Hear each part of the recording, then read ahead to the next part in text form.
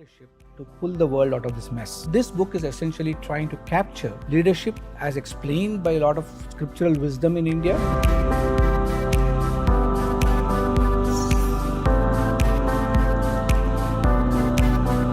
The world is going through enormous shift not for the good.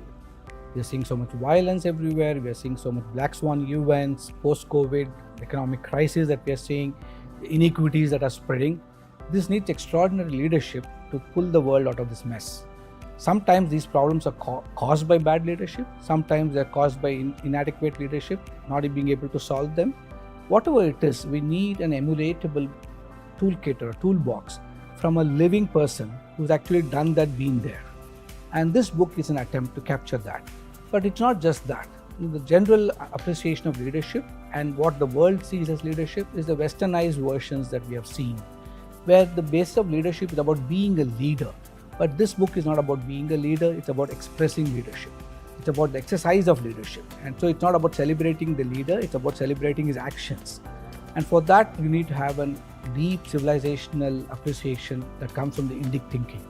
So this book is essentially trying to capture leadership as explained by a lot of scriptural wisdom in India, validated through Western leadership sciences and the research that's happened, but making it doable or emulatable by using a living person as a representative of all this. And here, by describing Prime Minister Narendra Modi's life and using his leadership actions, I have tried to explain all this. And I believe that that leadership is what can help make this world a better place.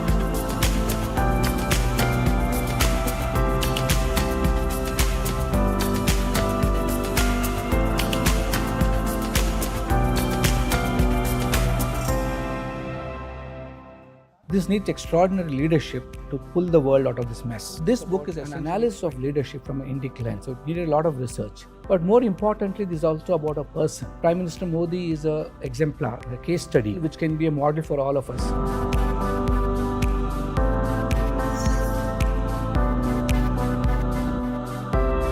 Any book that we write, one is it could be an opinion piece, and so you write what you feel about it. But this book is about an analysis of leadership from an Indic lens, so it needed a lot of research, both into the Indian understanding of leadership, the Indian scriptures which are relevant to the leadership thought, and also in Western literature, which either validates or I'm able to negate some of the Western literature that is there. But more importantly, this is also about a person who is extremely popular with 77% approval rating, who also evokes strong emotions on both sides of the spectrum. And so it's easy for people to look at the book and dismiss me off as a sycophantic attempt or a hagiography, or also say that I have not described the personality enough. But here, the Prime Minister Modi is an exemplar, a case study, a living example which can be a model for all of us. Otherwise, people can say this ideas are so overwhelming that I can't be that. But to show them that yes, every one of us can be this, you need somebody who has been there, done that. So looking at his 50-year journey, trying to capture it through the lens of leadership and say, how is an ordinary tea seller trying to sell tea on the platform for a railway station get to where he is today? And not just be a prime minister from a political sense, but be a visionary leader for the country. And this journey itself is a leadership lesson for many of us. So I've tried to find this balance mainly because being a practitioner and also being an academician, I think you got to make sure academia responds to practice as much as practice contributes to academic learning. So it's this attempt that is being done. Now it's a huge struggle to just write a book into 5,300 pages of this entire journey is not easy. So I would put it this way, this book can spin off at least 8 or 10 very serious academic works. So I've gone wide deliberately, keeping in mind capturing everything that I could about the Prime Minister's leadership actions. But I know that each theme that I've written about, people can go deep and build an academic body of knowledge around.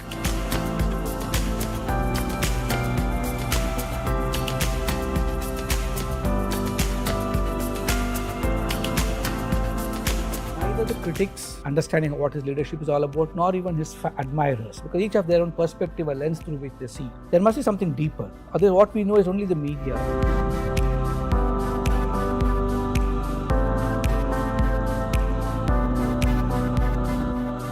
When I first heard about the Prime Minister, he was still a Chief Minister that's the first time I heard about him. I started reading about him, started looking at a lot of his decisions, which led to a huge policy shift in his state and what became popularly known later as the Gujarat model of development. More importantly, about his understanding of how people should be treated, how people should be responded to, how to connect with ordinary citizens. And then I realized that here is a story, here is a message which very few of us have captured or understood, which is there must be something deeper. Otherwise, what we know is only the media and what we know is only the newspaper articles. But interacting with him, having discussions with him on several things around the book, and then also the privilege of working in the very senior position in the government of India and reporting to him, seeing him in action, led me to believe that neither the critics are understanding what his leadership is all about, nor even his admirers, because each have their own perspective, a lens through which they see. But if you can look at it from a purely agnostic research lens, you really appreciate the depth of his leadership. And it's influenced me a lot, watching it every day, watching him conduct his meetings, watching him interact with people, watching him, the different roles he plays. He has to talk to beneficiaries of government programs, to his cabinet colleagues, next day to bureaucrats, next day to he meets young people from the gaming crowd to sports people, to when you lost the World Cup to console the Indian team, or his action in ISRO when Chandrayaan 2 failed and when Chandrayaan 3 succeeded, the balance he represented. That's something which is so powerful, I thought I have to capture it. And this book is one continuous lesson for me. Every time I read it or reread it, there's so much I feel that, wow, I should try to emulate this. I should try to live like this.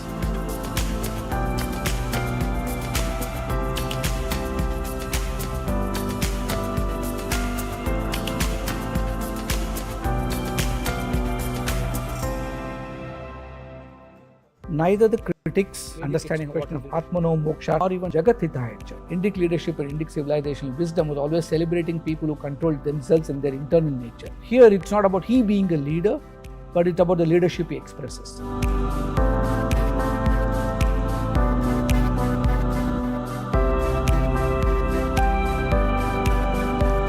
Today's leadership has become very personalized. It's very individualized. And if I were to use a strong statement, most people don't stay focused on the work they start out to. They want the world to see them doing the work. So the I is much more powerful than the work that needs to be done.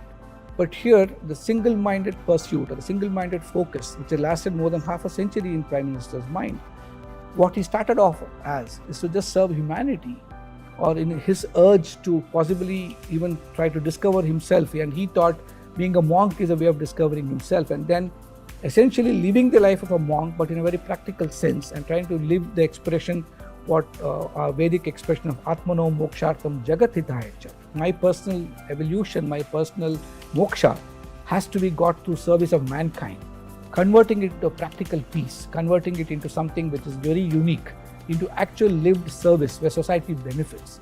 So here it's not about he being a leader, but it's about the leadership he expresses.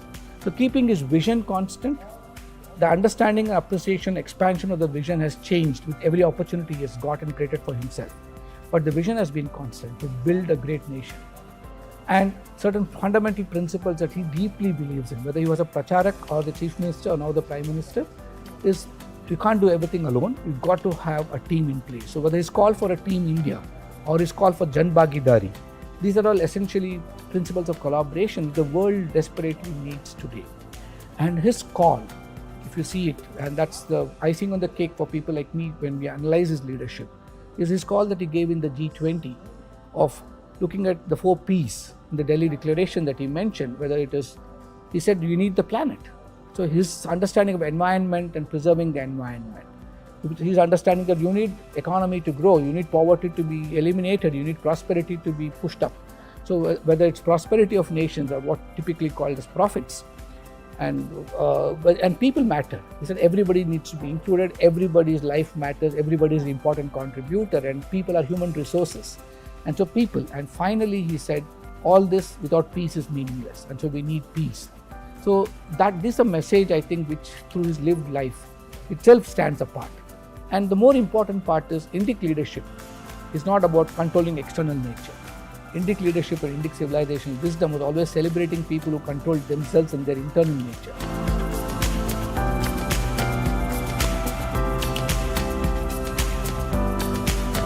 Vivekananda says it so beautifully.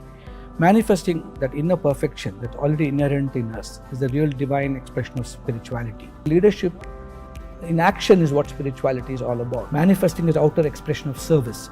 And that's very unique in Prime Minister Modi.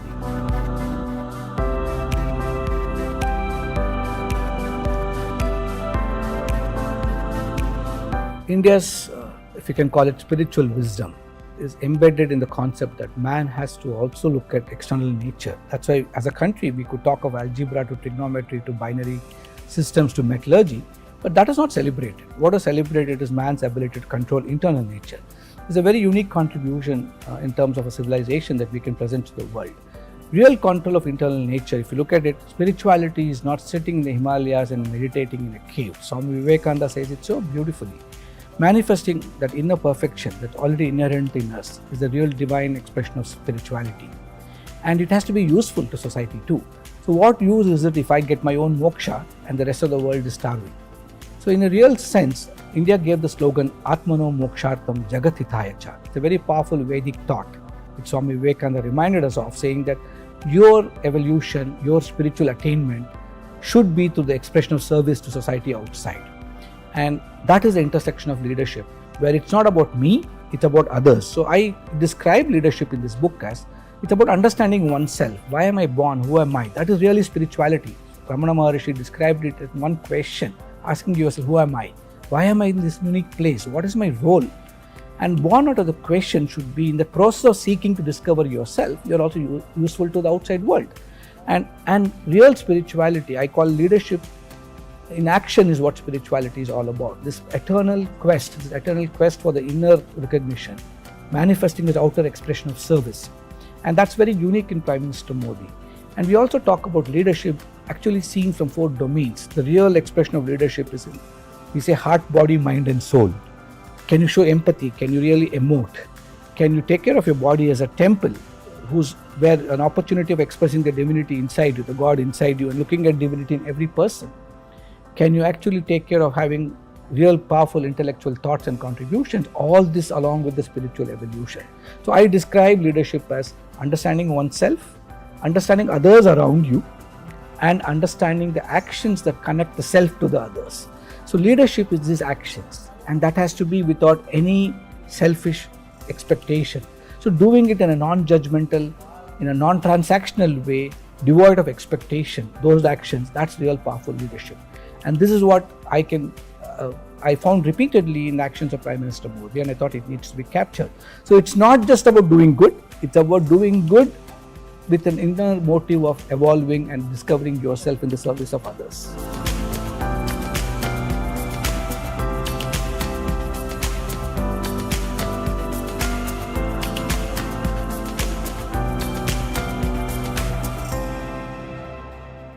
Very few leaders think of the future in large dimensions. Like the Prime Minister talks of Amrit Kal, 25 years. So this is something unique. And in the thinking of the short term, he thinks about the last man down the street, the Antyodaya concept.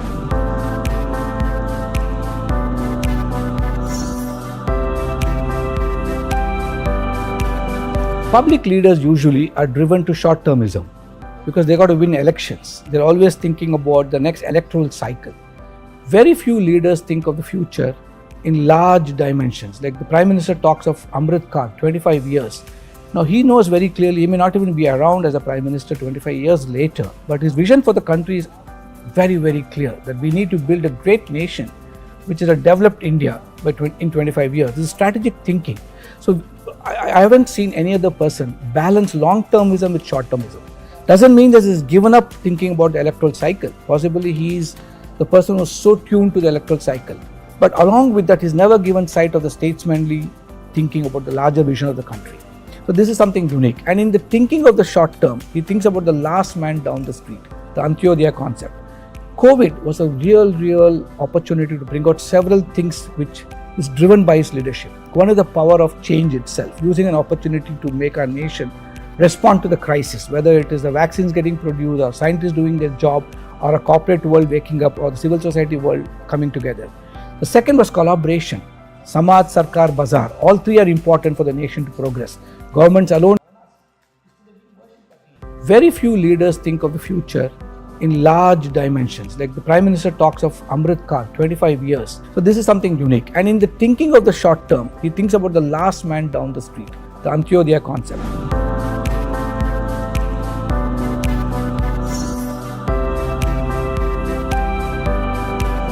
Public leaders usually are driven to short-termism because they got to win elections. They're always thinking about the next electoral cycle. Very few leaders think of the future in large dimensions. Like the Prime Minister talks of Amrit Kal, 25 years.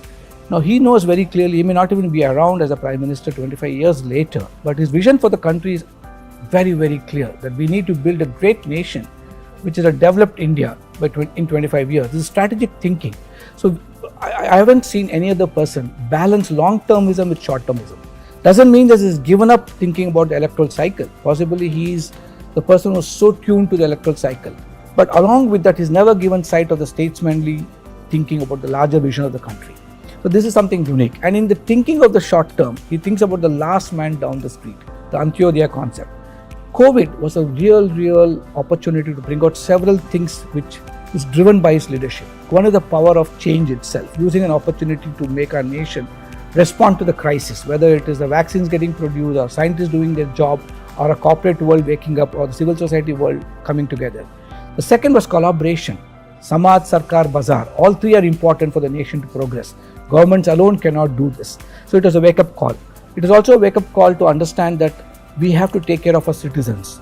Close to 70 to 80% of India, if I'm not sure of the numbers, today are getting 10 kilograms of rice free, right? And that's something born out of his concern that nobody should go hungry, especially in a post-COVID world where economic recovery is happening. But India, if you look at it, we are the fastest growing economy in the world. We are consistently growing at 7% plus. And this has not happened by accident or just by God's grace. It was intentional planning. And this plan and the thinking emerges from the Honorable Prime Minister himself. So most nations have never recovered economically after the crisis, but we are growing and not only recovered, but we are a model for the rest of the world. So taking care of the people by making sure their needs are addressed, whether it is providing energy or gas cylinders for cooking to transportation and rebuilding the entire aviation networks to make air travel so available to everybody. You don't lose sight of that. To making our roads and buildings and parliament in 18 months, you need infrastructure growth to stimulating the economy with state expenditures. But along with that, making sure that you don't lose sight of how will India be 5 years from today, 10 years from today, 25 years from today. So this unique understanding of public leadership, staying connected to the people, listening to the people who benefit from government programs, making sure you listen to everybody, whether it is the budget preparation or the Independence Day speech or awarding Padma Shris, getting the people's voices in, talking of Jan Bhagidari. These are very unique features of this Prime Minister.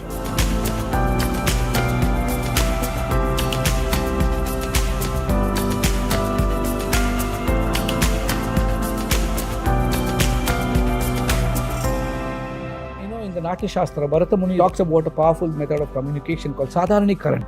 And what is the essence driving it is Sahridayata. I've written about it in the book, the powerful expression of his listening. He gives his 100%.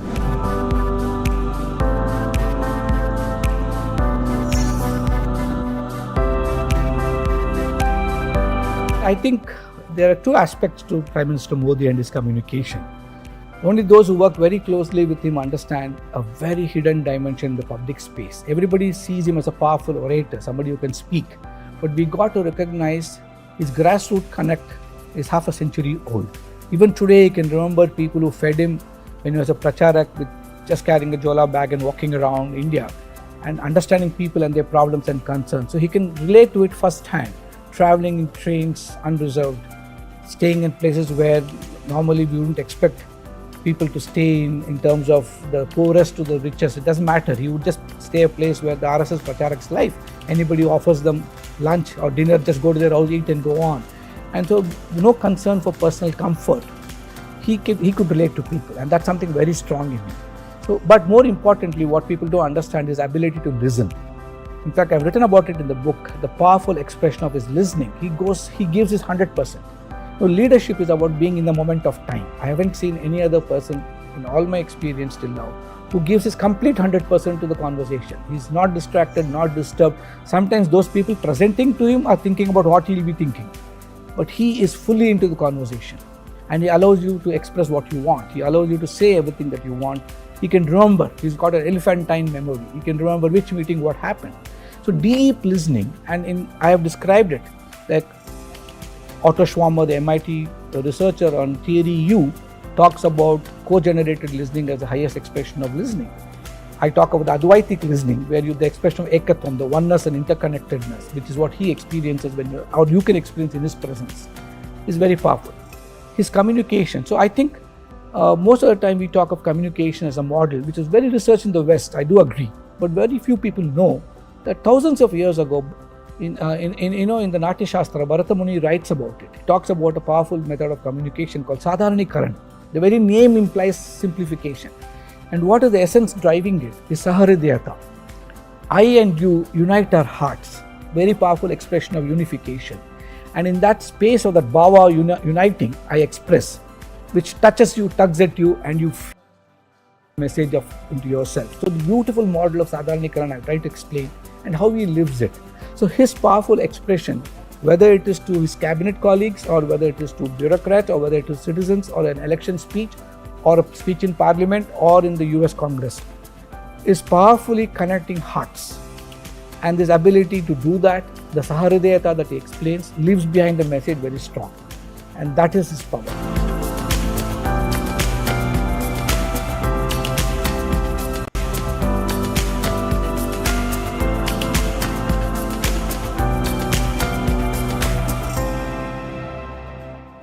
In the Natya Shastra, Bharata Muni talks about a powerful method of communication called Sadharanikaran. And what is the essence driving it? Is Sahridayata. I've written about it in the book, the powerful expression of his listening. He gives his 100%.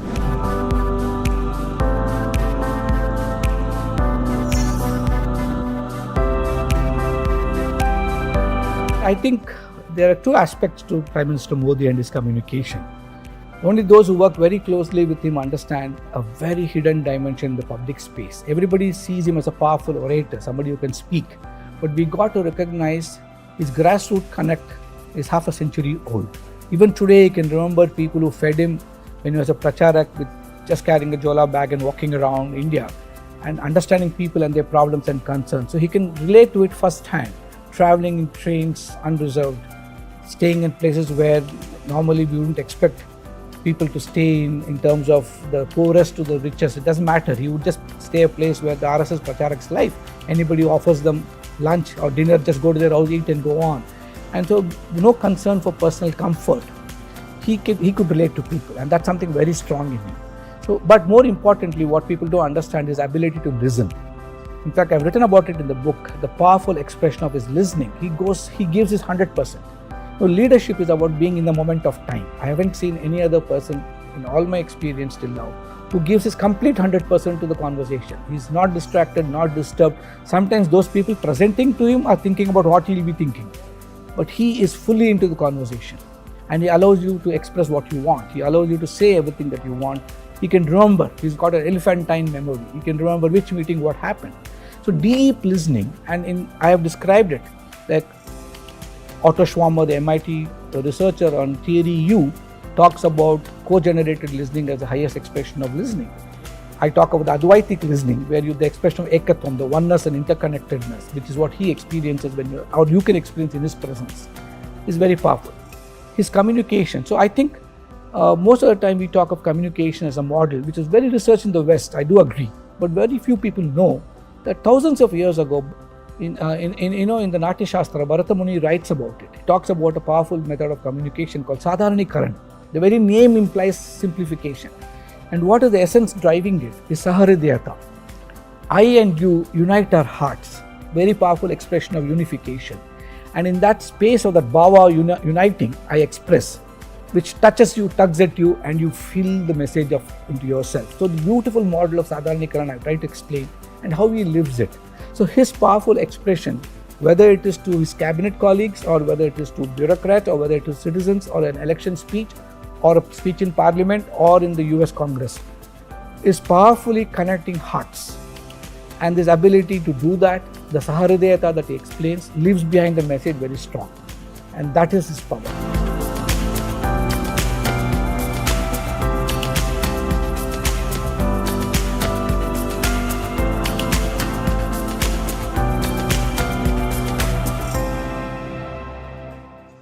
In the Nati slogan we had, we are all one, the oneness message that he gave. He has given a new interpretation to Vasudhaiva Kutumbakam, to make sure that everybody is treated alike.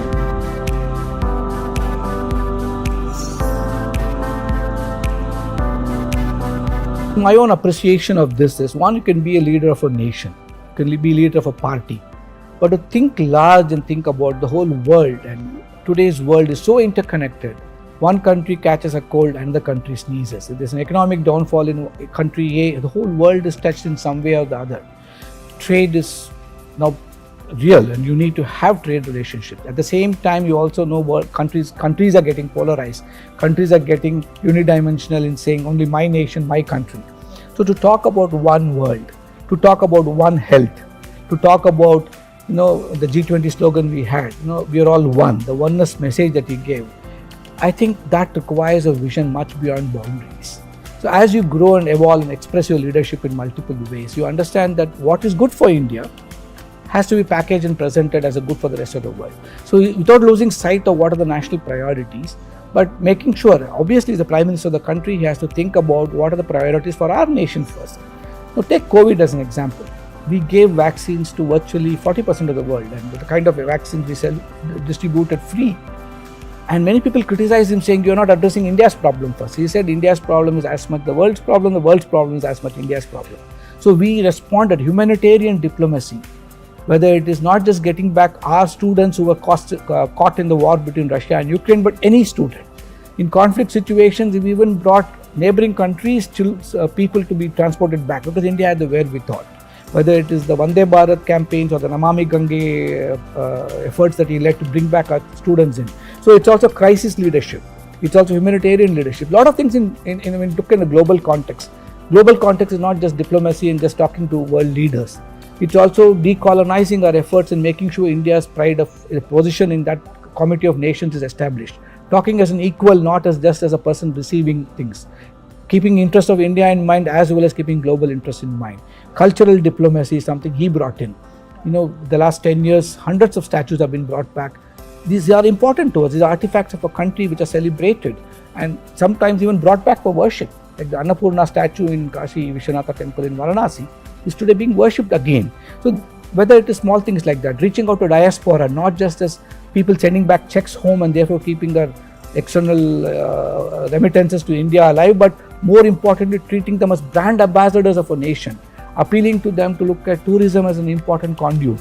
So this comprehensiveness of global leadership, demonstrating power when it's necessary. The Balalkol strikes were essential. So not just saying that, I'm going to sit back and watch the fun, but I'm going to be an active participant in it, takes a lot of paradigm shift.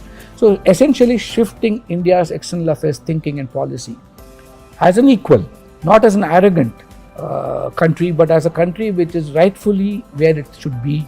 Because we are civilized, nationally very advanced country. Getting us to get back that without the romanticization and just the sloganeering, but actual concrete action is what you see. So he has given a new interpretation to Vasudhaiva Kutumbakam. It's not just the whole world is a family, but in a family, many of us are not equal, right? Within the same family. But to make sure that everybody is treated alike, the same love and concern is given, the same respect is given to each other, is a process which he is very good at, and that's where India is today possibly a country recognized the world over.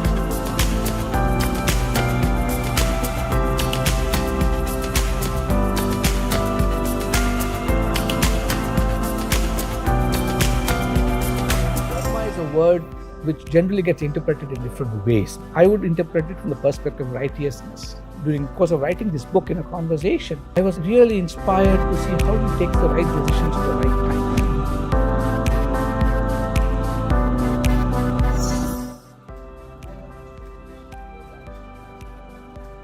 I think that dharma is a word which generally gets interpreted in different ways. Because it's an Indic word, I would interpret it from the perspective of righteousness. What is right? What is the right thing I need to do? What is good? In one context, during the course of writing this book in a conversation, I was really inspired to see how he takes the right decisions at the right time. How does it happen? Is it intuition? Is it something that comes from a deep understanding of events around him? And he had a very simple narrative. He said, my decision is driven by, is it good for my country? if it will do good to India, I do it. No, his commitment is very clear that it has to be good, it has to be ethical, and it has to help people. Now, if you look at it, Dharma is all that. So we look at, in India, we talk of, various things like, we talk of desire, and you have to desire for goodness for your people. Without desire, you can't keep the economy going, right? And you should also understand that, with all this, with the karma that you have as desire, you also have to have artha. You have to generate people and their ability to grow. The kind of startups we have today, the unicorns that are growing, they're important. Inclusive economy is also important. So karma, artha, both are critical. And then all this cannot be without moksha, right? And you have to understand that service is all for liberating oneself. And to me, Dharma is the one which connects all this. So Dharma of his legacy is going to be, how do you stay connected to keeping in mind a balance of all this? Like I explained, the balance of short-termism with long-termism. Not losing out people, at the same time not losing sight of profits. It's a delicate balance, and Indian thought is so full of it. Every leader in any country gets an opportunity to be a change maker in a very, very large way. Some of them use the opportunity very well and change the destiny of their nations. In my book, I have compared 3 such leaders. There are several of them. I compared 3. Abraham Lincoln in a context did that for the United States. Lee Kuan Yew in a context did that for Singapore. Deng Xiaoping did that for his country.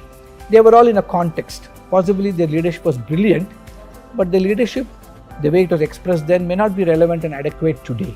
Today, the world has changed. Information has changed. Social media and technology has altered the way we appreciate governance, including. And you need a new kind of leadership which can talk about quantum computing in one end to talking about giving rice subsidies at the other end. Talking about rebuilding homes in one side, building massive national highways in the other. Talking about somebody who in his recent, if you heard his recent interview, he spoke so beautifully about clarifying scope. What as a nation we need to do. Understanding that it has to be at scale because India is a huge country, 1.4 billion people. Understanding the speed at which you have to do. We don't have time. We only have 25 years to be a developed nation. It's given us a clear target. And you need skills to do it. We need to invest on human capital to get people to do it. So it's a very powerful way he connected. And that's his dharma. That's the legacy. And this can apply to the whole world. It's not as though leaders cannot understand how to do it. And so he has given this opportunity for us to emulate. But finally, righteousness cannot be compromised with. Today, peace is always at a cost. But what cost do we have to pay for peace? And how do you reduce it and mitigate it? How do you mitigate violence and the consequence of violence? At the same time, not lose sight of all that you have to do for your countrymen and keep the larger vision of the interconnectedness of the whole world itself. That is a real legacy of Dharma, and that righteousness concept you can't let go of. So whatever the price you pay, it cannot be at a compromise that you do, either for your principles as an individual or an institutional head or the head of a country.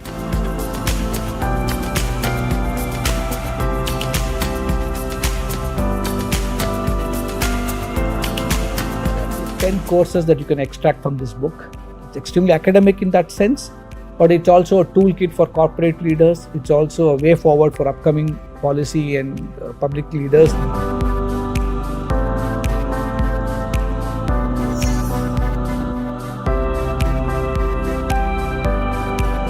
One of my colleagues, after reading the manuscript, told me, "You have tried to do too much in one small book." Because one Indic scriptures are so deep and people can interpret it different ways. I know I will be criticized by purists saying you didn't describe it enough, or saying that your description is different. The advantage of Indian scriptures is the scriptures itself provide you opportunities to interpret it the way you see it. That's why you have so many people writing commentaries. The same Bhagavad Gita has got commentaries from as much by Shankara, as much by Madhvacharya, as much by Ramanuja. Different philosophical paradigms, but they all commented on the Gita. So each person can interpret it, and I have done it interpretational. But more importantly, each chapter is a PhD by itself. There are at least 10 courses that you can extract from this book. It's extremely academic in that sense, but it's also a toolkit for corporate leaders. It's also a way forward for upcoming policy and public leaders that will want to give their life for making society better. It's as much an academic guide for people who want to go deep into each of these things. Like communicating to lead is a PhD by itself, as much as public leadership is, as much as global leadership is, or appreciating how spirituality and leadership intersect and sort of feed off on each other. So I think encouraging students to take this on and build a body of knowledge and positioning it in these institutions of learning would be a very logical next step.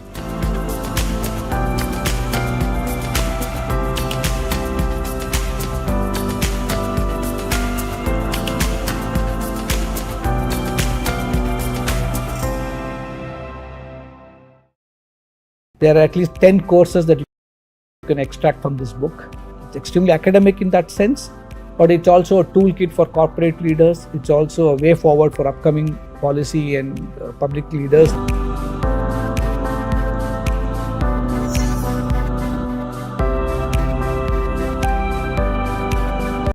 One World, One Family.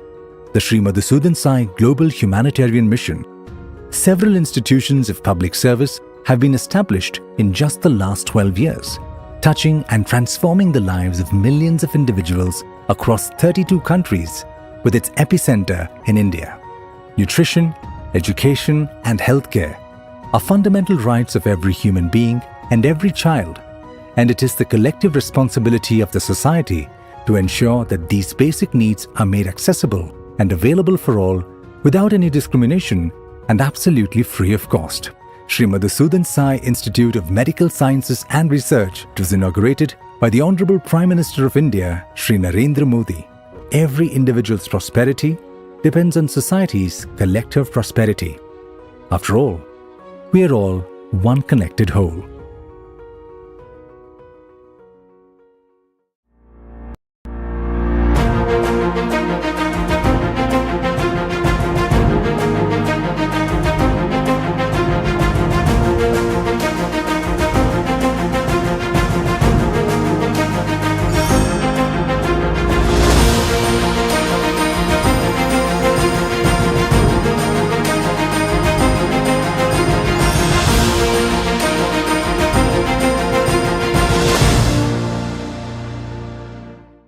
This needs extraordinary leadership to pull the world out of this mess. This book is essentially trying to capture leadership as explained by a lot of scriptural wisdom in India.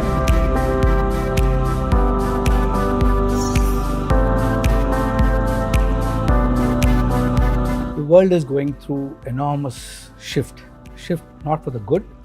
We are seeing so much violence everywhere. We are seeing so much black swan events, post-COVID, economic crisis that we are seeing, the inequities that are spreading.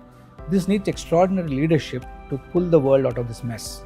Sometimes these problems are caused by bad leadership. Sometimes they're caused by inadequate leadership, not being able to solve them.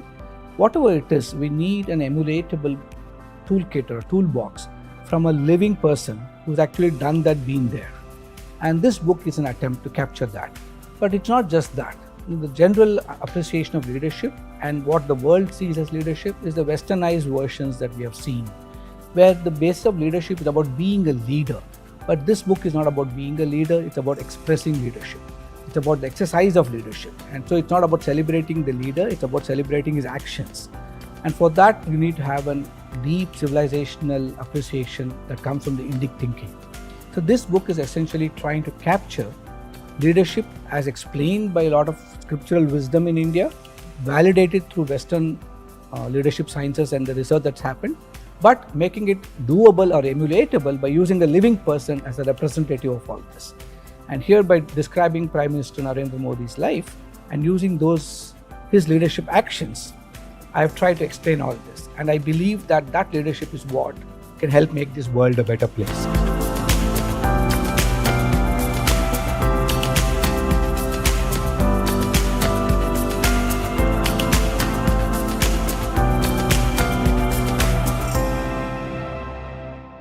This book is about an analysis of leadership from an Indic lens, so it needed a lot of research. But more importantly, this is also about a person. Prime Minister Modi is an exemplar, a case study, which can be a model for all of us.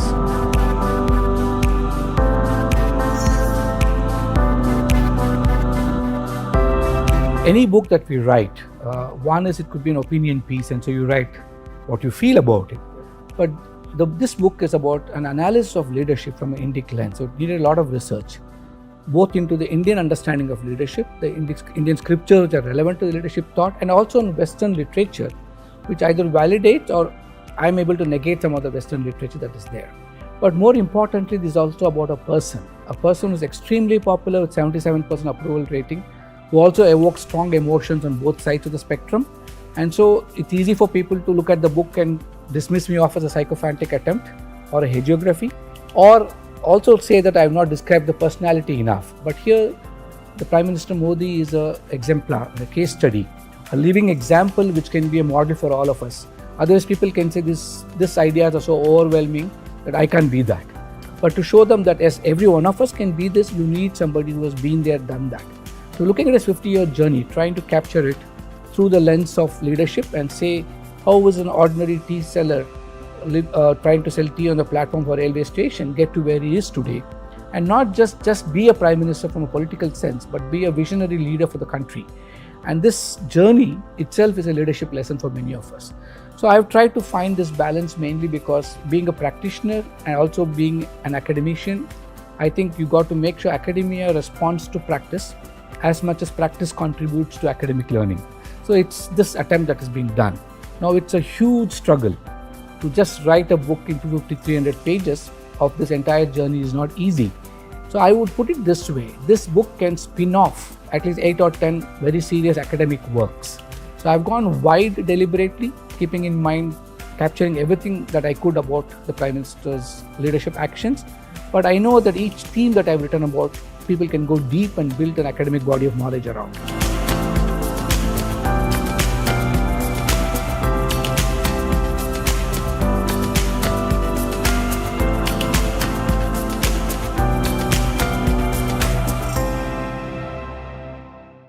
Neither the critics understanding what his leadership is all about, nor even his admirers, because each have their own perspective, a lens through which they see. There must be something deeper. Otherwise, what we know is only the media.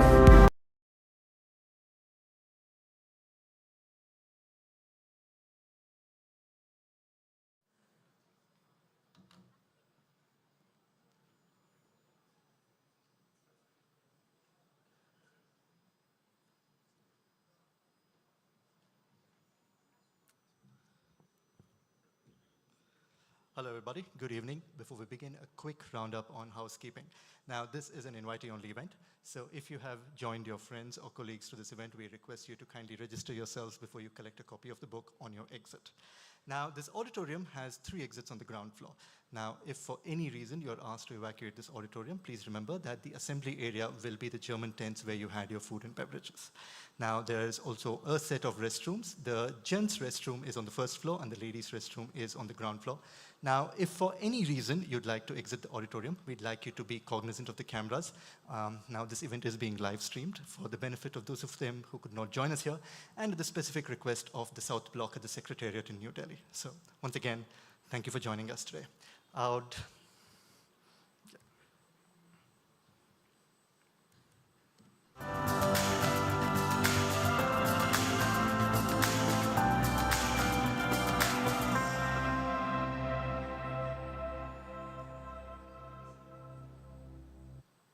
Now, if you're physically able to, we request you to rise for the national anthem.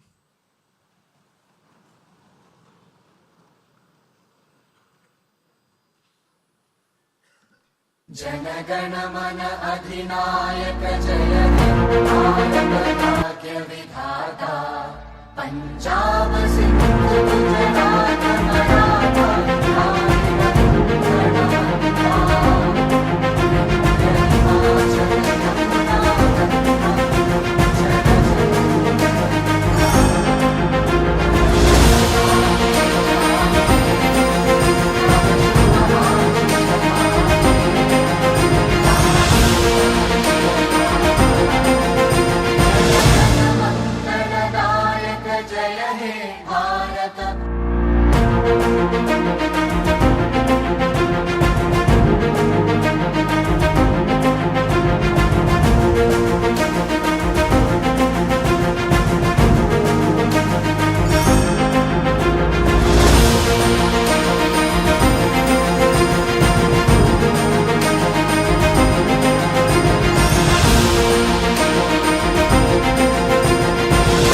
by distinguished scholar, author, and a very dear friend of WMG, Dr. Balasubramaniam, Dr. Balu, for a lot of us. At a time when many of us in the corporate sector are truly trying to discover how we should be leaders for the next generation, Dr. Balu's book is really offering a very unique exploration, one that is placing a bridge with the wisdom of the Indian civilization and contemporary Western thoughts. And all this is placed in a very relatable perspective of modern India's most influential leader, Prime Minister Modi.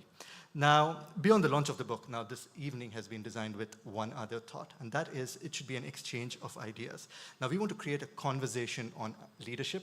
We have leaders from India Inc. who have graciously consented to join us on stage to give us their perspective of what they imagine leadership to be and really seed ideas that will help us all. George Bernard Shaw once said that if I have an apple and you have an apple and we exchange apples, we still have only one apple.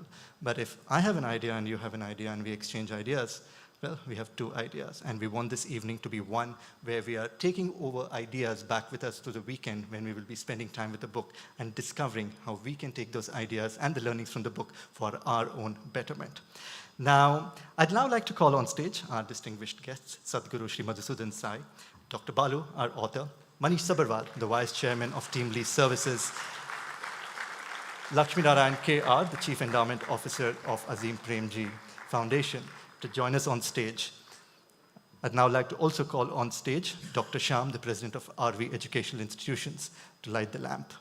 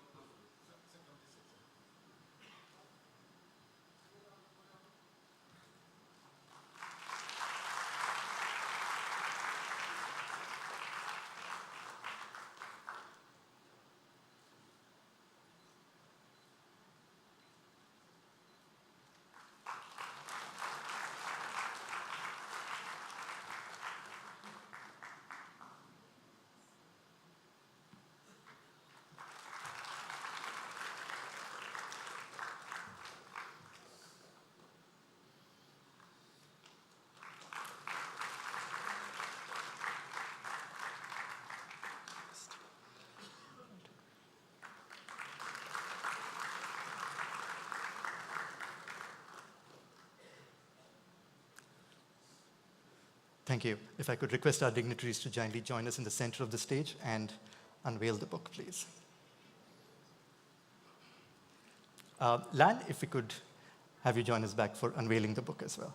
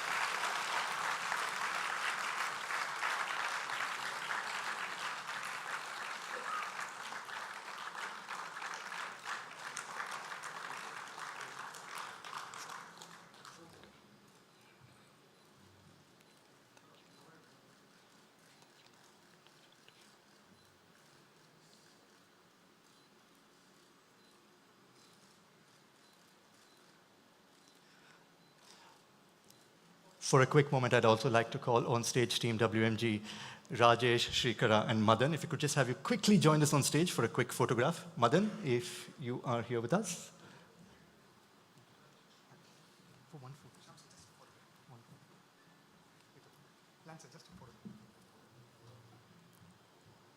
Madan, if you are here with us, can you please join us on stage?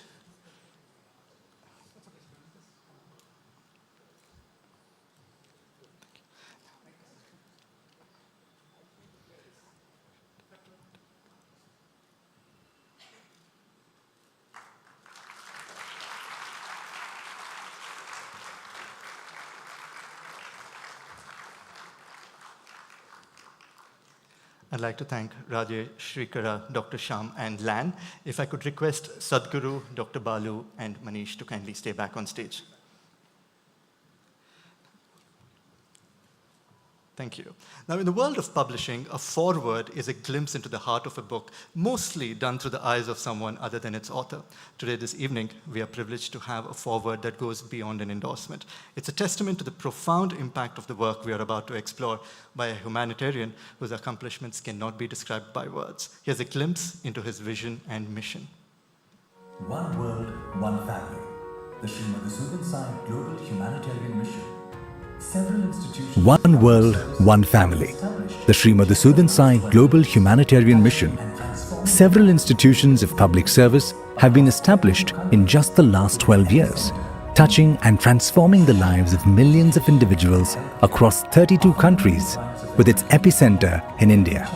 Nutrition, education, and healthcare are fundamental rights of every human being and every child, and it is the collective responsibility of the society to ensure that these basic needs are made accessible and available for all without any discrimination and absolutely free of cost.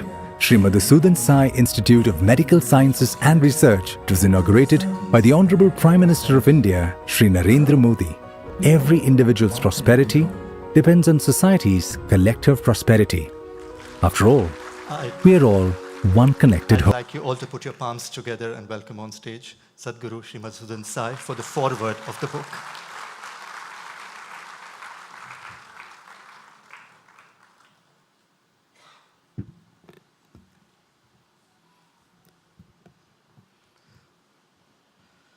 Good evening and namaste to everyone assembled here. And hearty congratulations, Mr. Balu, for bringing to light the leadership legacy of the Honorable Prime Minister Shri Narendra Modi. And I also welcome the other dignitaries on the stage, Sabharwal ji, WMG Group, for their effort to again gather people under one roof in order to celebrate an idea called leadership. And I think that's the most important part. If I can borrow from your book, where you have quoted extensively from our scriptures, the Indic knowledge system. He quotes from Bhagavad Gita, Yadyada charati shreshtaha tattat deve taro janaha sayat pramanam kurute lokas tadanu vartate. Very simple Sanskrit, which means, as the noble ones act in the society, the kind of examples they set, they are emulated by the others, by the ordinary people. And therefore, to set example for the society is the noblest of the services that we can offer. And this book is about celebrating one such example of leadership, which we all know now as Honorable Prime Minister Narendra Modi ji. I'm happy that somebody took the courage, because it's not easy to balance out all the aspects of his personality and still bring out a book without either preferences or prejudices, in a very balanced way. That is the first thing that I wanted to congratulate you for. Because it's easy when it comes to Mr. Modi ji to get biased. His persona, his charisma, and all that he has done can always sweep you off your feet, and you would end up doing hero worship. But somewhere drawing that fine line and staying very objective, at the same time proving it through several examples, both spiritual as well as social, that how in his personality there is a blend of this enlightened leadership, which is the combination of spirituality and also the social side of things. I think in India alone has this model of leadership. When we look at the Western models of leadership, they are the models of, I would say, karmi, in the sense the action, model of action. If you can prove yourself, you can be the leader through your actions. And on the Indian side, we have the concept of yoga, where we are performing actions, yet we are neither the doers nor the enjoyers of the action. That's a tall order if you look at it through the prism of the Western philosophy. And then there is this synthesis of both, called karma yoga. And I think that is one word that truly defines the Prime Minister, a karma yogi, which is the highest that one can attain while performing actions in the society, yet remaining detached and absolutely equanimous. I'm so thrilled that when I was reading the book, all these wonderful concepts that are inherent in our scriptures have come out in a beautiful way. And you have given examples. You have not just given some kind of a concept but you gave examples of how these concepts have been put to practice, how problems of the society on a daily basis, they have been solved using the same fundamental concepts of selfless service, tyaga and seva. The idea of sacrifice, the idea of service. And I think that drives Indian leadership, where the leader is not about himself, it's not about leader desiring to be a leader or leader deserving to be a leader, but it's about leader wanting to serve and therefore he needs to be a leader. So servant leadership model is what comes out when you say you are just an instrument of the divine and you are here to simply execute the divine will through your good instrumentation. I have had a couple of encounters with the Prime Minister in the last 10 or 12 years since we started working in this field of social development and service. And every interaction has been very enlightening for me, and it gave a glimpse of the personality of the Prime Minister, where some of these finer aspects of spirituality that is so very blended in his personality along with all his political acumen comes out so very clearly. I remember the first one 12 years ago when a message was there. This is the Chief Minister of Gujarat, and the message was conveyed to him that he is bound to achieve greater heights and do more for the country. And his simple, humble answer was, I am just a servant of God. Wherever God seats me, I will happily sit there and serve him. This is the answer coming from then the Chief Minister of Gujarat, who went on to become the Prime Minister of this country. Plato said, all philosophers should be king and all kings should be philosophers. He proposed the idea of philosopher king. And I think we have one. And in our Indian parlance, we have the idea of the King Janaka, who was Raja Rishi, who on one side was absolutely spiritually rooted in the values of a spirituality, which is again, Atmano Mokshartam Jagat Hitaya Cha, which he quotes quite often. And that's also the motto of Ramakrishna Mission, which influenced the Prime Minister in his early days and still does so. On the other side, he's also a Raja. He's also a leader. Raja is not necessarily a king. He is a leader of people who has a job at hand, which is to lead the country, lead the people towards one common future. And I've also read some of those wonderful examples that you quoted in parallel, like Lee Kuan Yew and others. But I must tell you, their challenge was nothing compared to the challenge of our Prime Minister. Singapore became what it became, definitely due to the efforts and a very decisive and almost bordering autocracy, the leadership that was given by Lee Kuan Yew in those circumstances. And today we look at Singapore, I go to Singapore quite often, and I see they missed out one point. They got the development right, they got the social harmony, they got all the religious harmony and all other boxes checked. But one thing that the spirit of leadership, that spirit of compassion, the spirit of kindness, the spirit of camaraderie that weaves the societies together, somewhere I find it missing. People are very self-centric, they are very well-to-do, they are doing very well for themselves around the world in most of the developed countries driven by that kind of leadership. But here we still celebrate our diversity. We still learn to live, accept, not just tolerate each other, and continue to march towards that one vision of Vikasit Bharat, which is not possible without this beautiful vision that, or the slogan that the Prime Minister gave. And every time he improves upon what he has said before. He says, Sabka Saath, Sabka Vikas, Sabka Vishwas, and most importantly, Sabka Prayas. Citizen engagement that you talk about, that is something, Jan Bhagidari, is something the Prime Minister has asked us all to participate in our own way, in whatever way we can. So volunteerism, through social service, through just being a good citizen by following the constitutional roles and responsibilities, whatever it takes. But it takes the whole of country to uplift the whole of country. It's not the job of just one Prime Minister or one Chief Minister or one bureaucrat or one social or spiritual leader. It takes the whole of the country to progress, to push this country towards that great vision of developed India. And I now just would like to remember what happened in the last conversation that we had just before our medical school was getting inaugurated. The Prime Minister gave us time, he gave us 15 minutes, but it went on to, I think, 40 minutes with his attenders, interrupting the conversation several times at his office. But he kept on telling them to wait because he was trying to learn about what we are doing, how we are doing. He was asking questions like a student. Coming from the Prime Minister, it was very humbling. Because he was asking, so when you do this kind of service, whether it's morning nutrition program, what are the challenges? What are the experiences you have had? when you want to build a university where you want to produce the next generation of teachers, educators for the society, what are the difficulties that you're facing? Do you have satisfactory results? Are you facing some challenges? He kept on asking and inquiring. And what made me really appreciate about him being a leader is his hunger to learn. Most of us, when we reach a certain place, we decide that we know everything. And then we don't want to learn from anybody. But his humility to sit down and listen and learn. Great listener, great listener. Every sentence, every word he was capturing, asking questions, nodding. But this doesn't come from many leaders who think they're a very superior race of beings and who do not need to know and learn from anybody.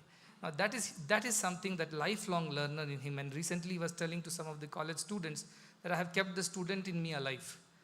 And that helps me to learn, innovate, to come up with solutions and provide all these kinds of visions that our country needs at this point of time. Last but not the least, the most important quality, because this book is about the Indic ideas of leadership, how we derive from our heritage of our scriptures, our culture, our history, our traditions. And one of the interviews, which was very recent, he mentioned that I am just here to do the will of Paramatma. Imagine the national leader saying such thing on a public platform in media, saying मैं परमात्मा का दिया हुआ जो भी कार्य है वो मैं करता हूँ और मैं सब में परमात्मा के ही दर्शन करता हूँ. I see God in all and I think that I am just an instrument of God. And that's inspired leadership. There is this instinctive leadership, the alpha leadership, where people become leaders because they have that in them. They are aggressive, they are powerful, they are pushy, but that is all self-preservation.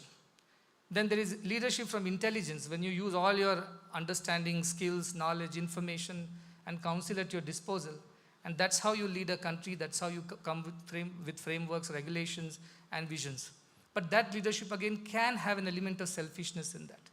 But this leadership, which is from the power within, and that power is the power of intuition, the power of conviction, that gives you the necessary strength and courage to plow on.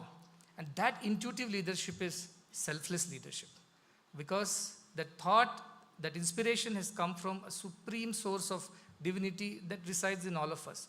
And when the Prime Minister can say it on national media, I can as well say it being a spiritual leader, so-called, in a forum like this, that we should depend on that power, which is that intuition within us. And the only quality of that intuition is, it's clear, it's precise, and most importantly, it's selfless. So my mantra for leadership is be selfless, be fearless, and a little bit shameless when it comes to following your convictions. So thank you, Balu, again for this wonderful opportunity. And I'm happy to be here to celebrate this occasion of your book. And I hope you'll write many more books. Just now he was telling, once I am done with my government service, I will write another version of this book. I'll wait for that.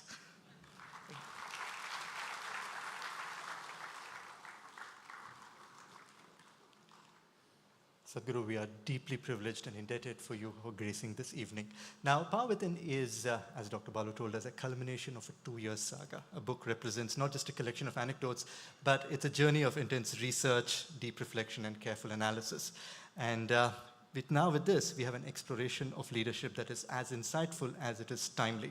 Now, for the preface for the evening and the book, please join me in welcoming on stage a development scholar, a public policy advocate, leadership trainer, a full-time member HR in the Government of India's Capacity Building Commission, chairperson of the Social Stock Exchange at the Advisory Committee of the SEBI, and the author of Power Within, the Leadership Legacy of Narendra Modi, Dr. R. Balasubramaniam. Dr. Balu.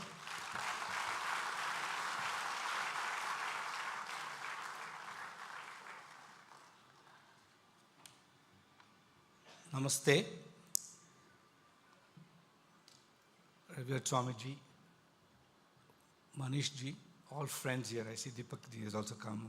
All of you are today sort of a gift, not just an author, to just a human being, because the overwhelming affection and love that I've been receiving ever since this book has been launched. Obviously, there are some trolls also. That's part of the deal. But I think one overwhelms the other. And Ashwin was talking to me and said, you should talk about how you wrote the book. Writing a book is possibly a painful journey for anybody. Any author would know. getting it published is the next part of the painfulness. And when you are writing about a personality who has got a 78% approval rating, possibly the highest any global leader today has got, and in a situation, the book is just coming out of a major electoral process that this country saw. I think when people say timing is everything, I was always worried. But this book had to come out. So the actual book took me 2 years. The research team, and I must, well, my name is the only thing that come on the front cover, but there's a huge set of people who worked with me.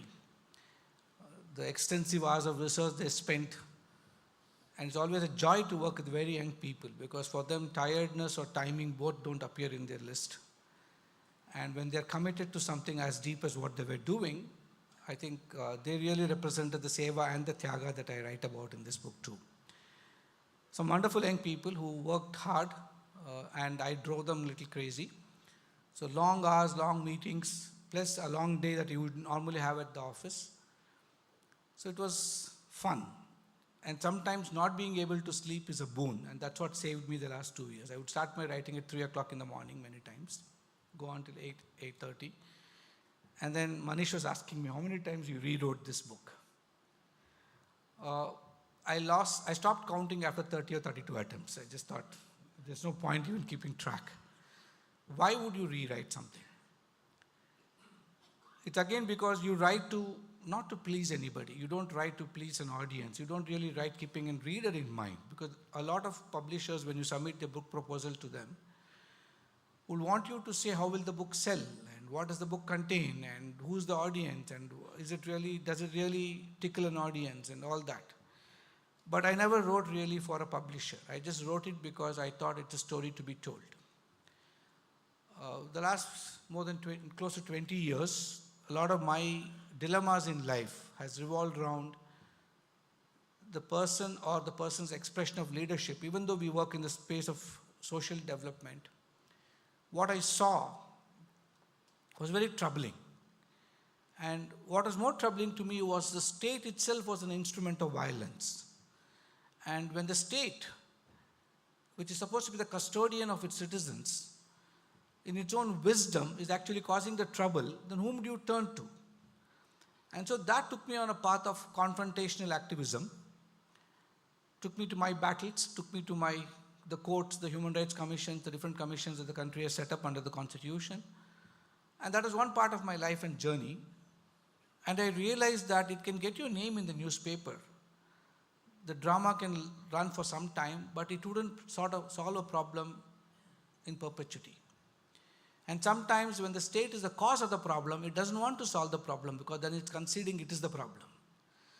So I was struggling to appreciate how do we really solve it. So Rittel and Weber, two great social scientists that I read a lot about, describe these as wicked problems. I do mention it in my book too. They don't have straightforward solutions. They're so complex that you can't really press a button and say next day it will get solved. But our electoral cycles are 5-year cycles. The expectation of a voter is you will actually solve the problem. Your manifesto will be implemented. Everything will be taken care of, and then the world is going to be a better place. And we live in a political economy where the doles are more attractive than the actual hard work that the country has to do. So it's a very difficult challenge. And how do you really look at leadership from all this?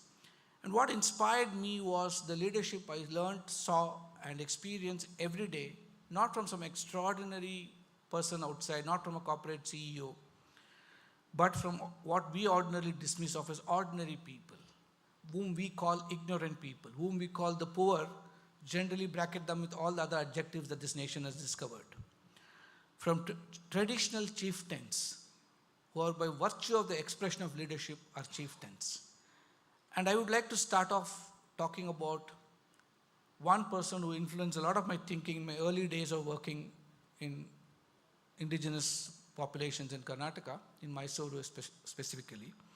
Kempaya was a Kadukurba chieftain, and he used to be a wonderful human being. One day he came to me he used to always be laughing, fun-filled, with pan beetle juice leaking from one side of his mouth. and just not worried about whether he's putting it on my face or not, but he would just have the conversation. And such a cheerful person was looking very discouraged, very deeply depressed. And I'd never seen him like that. So I started conversing with him. I said, "Enaitu." He said, "You started this struggle for getting land for us. And the government is coming, you are coming, everybody is coming and telling us what is wrong, what is right, etc. And I find my people just making demands like, "Nanig mane beku. Nanig 2 ekre jameen beku. Beku, beku, beku is what I'm hearing. So I'm worried whether you're actually taking us all in the right direction." I asked him, "What does he mean?" He said, "ಸಾಂಪ್ರದಾಯಿಕವಾಗಿ ಯಜಮಾನಿಕೆ ಅನ್ನೋದು ಕೊಡೋದು ಮಾತ್ರ ಗೊತ್ತಿದೆ ನನಗೆ, ಕೇಳೋದೇ ಗೊತ್ತಿಲ್ಲ. ಆದರೆ ಇವತ್ತು ನೀವು ಮತ್ತು ಸರ್ಕಾರ ಸೇರ್ಕೊಂಡು ಕೇಳೋದು ಹೇಳ್ಕೊಡ್ತಾ ಇದ್ದೀರಲ್ಲ ನಮಗೆ ಅಂತ." And that really changed my approach, not just to human development, but it changed my approach to the government, it changed my approach to myself and what I believed in, and more importantly, it set me on the journey of discovering leadership.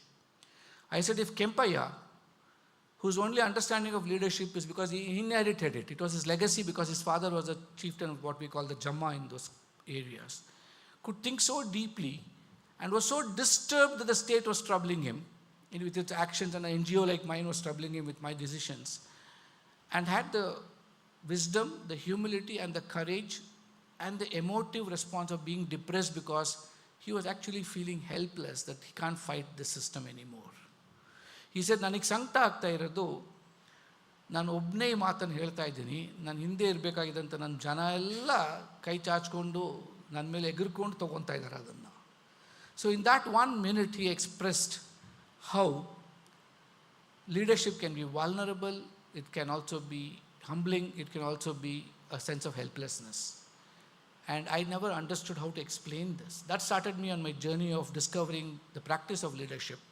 And I started reading a lot, and my readings took me to mostly, when we all grow up with the kind of education, thankfully Sridharji is here after NEP, and if it's implemented in the seriousness that it was crafted, I think our country will see the change that we all desire. I was a product of Western thinking and Western education. Whether it is in India also, it is still Western. Swami Vivekananda says, you give a child a high school education. Though he said it more than 100 years ago, he said, give a child a high school education in India. The first thing he learns is to criticize his country. The second thing he says is, my parents are useless, they don't know anything. And the third thing he says is, India is a horrible country, I should leave. And not much has changed now. But it's changing. And that's the beauty of the last decade or so, where suddenly there's pride. Decolonization is not a slogan. It's a sense of discovering ourselves with the wisdom that this country has offered us. And so to me, when this journey of trying to put it all together started, and I went to the Kennedy School at Harvard to study and understand leadership, I did discover a lot. But one thing that it taught me was they can never give the answers to this country because they don't even understand the problem. They see it with a lens which is not appreciable, and we copy and imitate. But India needs a lens of an Indian, seeing it from the Indic wisdom that we all have. So cultural appropriateness and contextual relevance are as critical to leadership as anything else. And that's when I started crafting this thinking that the leader is irrelevant. It's not about having 100 followers behind, because the Western knowledge is you're a leader only when you can show your followers. But here, it's about when you only express leadership. Krishna could be a charioteer, could be a mentor, and could be a collaborator, because if there's no Arjuna, there's no collaboration for us to have the Gita at all. He could play many roles, and in that one act of being faithful to the role he was playing in the context that he was operating in, we have a great treatise like the Bhagavad Gita. And a country where 3 different acharyas, whether Ramanuja, Shankara or Madhva, have their own interpretations, commentaries, this country had the freedom to express yourself the way you wanted and what you believed in. So I thought, let me run the risk of expressing myself and my thoughts on leadership. I know I'll have my critics. I welcome that. I would like to learn from that. But I know also I'll have my admirers, because it's time that India's voice is heard in a truly forceful way, and the force of the pen is still mighty, mightier than the sword. So this journey started when I started discussing all this with whom I was privileged in my life to have two gurus. Managing one would be quite difficult, but I had the advantage of two, and the guru finds you. That's the way in Viveka Chudamani Shankara describes it. And Swami Achalanji, in his own way, found me. Unfortunately, I had his guidance only for 5 years. But then, the man was intelligent enough to see that I need a lot more guidance than just 5 years. And he had Swami Sureshanji possibly lend me his guidance and wisdom. And he was possibly the man who shaped me, my thinking, and what I am today. And I used to discuss with him a lot. And luckily, he laid down office quite early. And he was an expression of leadership in his own way. I write about him in my earlier book, Leadership Lessons. And talking to him, I asked him, there's so much I'm discovering. I don't know if they can put it into one book meaningfully. But what I'm more worried is not my ability to write about it, my ability to prove to the world that this can be a lived experience. It's nice to write a theoretical thesis, a PhD on leadership, but it's difficult to give something emulatable. We talk of Vivekananda, we talk of Aurobindo, we can talk of Gandhi or Ambedkar. And the easiest way for mankind not to worry about what the message they gave us was to put them on a pedestal, worship them and say Jayantis, and then do Namaskara, put a garland and move on with life. But when you want an emulatable model, when you want something that you want to live and make a difference in this world, which needs everybody to bring out the leader within us, I had to find somebody in flesh and blood who journeyed from a tea seller on a footpath on the platform of Indian Railways to where he is now, the struggles, the hard work. And this opportunity was seeded in my mind by Swami Sureshanji once. And he said, I don't know much, but he had come to the ashram. Looks like he's a genuine seeker. Why don't you try to study his life and see if we can make sense? But I didn't have the opportunity. Obviously, I was in hinterland of Mysore. So that didn't stop me from thinking, from dreaming. And fate has got a strange way of conspiring. I write about, even Nitin in his foreword in the book, Nitin Noria, the former Dean of Harvard Business School, writes about the very powerful statement that what you deeply desire and what you deeply think about all the time, your destiny becomes that. Very powerful Upanishadic statement. And I also, my epilogue, which is titled The Legacy of Dharma and the Dharma of Legacy, it starts off with that note. And maybe it was destined. It just worked out that 3 years ago I was appointed to the Capacity Building Commission, a commission directly under the Honorable PM, where it gave me a chance not just to report to him, but also to find time to discuss with him. And the beauty of the personality is he makes the time. I don't know how he crafts it, but he's never late for a meeting. So I had the privilege of watching him closely in action. It's very difficult not to get carried away by his charisma, like Sadhguru said. It's very difficult not to be an admirer. So the intellectual integrity is really valuable to me. It's priceless to me. I didn't really care what the world would talk about the book, but I really cared what I would talk about the book myself. And therefore, I had to be extremely cautious, and I've written everything that can be validatable. And the problem is not just, even again, my friends in the Indian knowledge systems world, a lot of them worked hard with me to validate what I was thinking. And the privilege of interpretation, like I explained, is a privilege. You can always interpret it one way. Others would see it through a different lens. And my formal training coming from Harvard in leadership gave me the opportunity to interact with a lot of friends around the world who teach and discuss leadership. We all try to meet once a year at least. And that gave me the space to validate what I was thinking. And I realized that no one civilization or country can claim that it has cracked the code. Neither can India. Because we live in a world where we romanticize everything Indian and therefore lose the opportunity to explain it to the world. Or we don't even know enough about it and we say discard it completely. I think the answer is somewhere midway. Like Gandhi said, every door, window of our houses have to be open. Today's world is so interconnected that we will not be able to live with ourselves if we don't allow ideas to come from all sides. But we will not be able to definitely pardon ourselves if India's ideas are not sent to other homes around the world too. And that's what this book aspires to do. Well, I'm not saying something will not work, but I'm definitely saying Indic wisdom will work. A lot of knowledge that I gained of Western leadership is incomplete, inadequate. Though I quote 3 leaders in my last chapter who made momentous change for their countries and civilizations, whether it was Lee Kuan Yew in Singapore, whatever is model, it worked for them in a particular context. He might not possibly succeed today. Whether it is Abraham Lincoln in a particular context, shifted the momentum of his country, brought in ideas which cost his life, but he still did it. And Deng Xiaoping in the context of China, who called, or I don't care what a cat is, whether a cat is black or white, but a cat is a cat. If it can catch a rat, that's all I'm interested in. And it looks a very simple, ordinary statement, but a very powerful paradigm that he deployed in his country.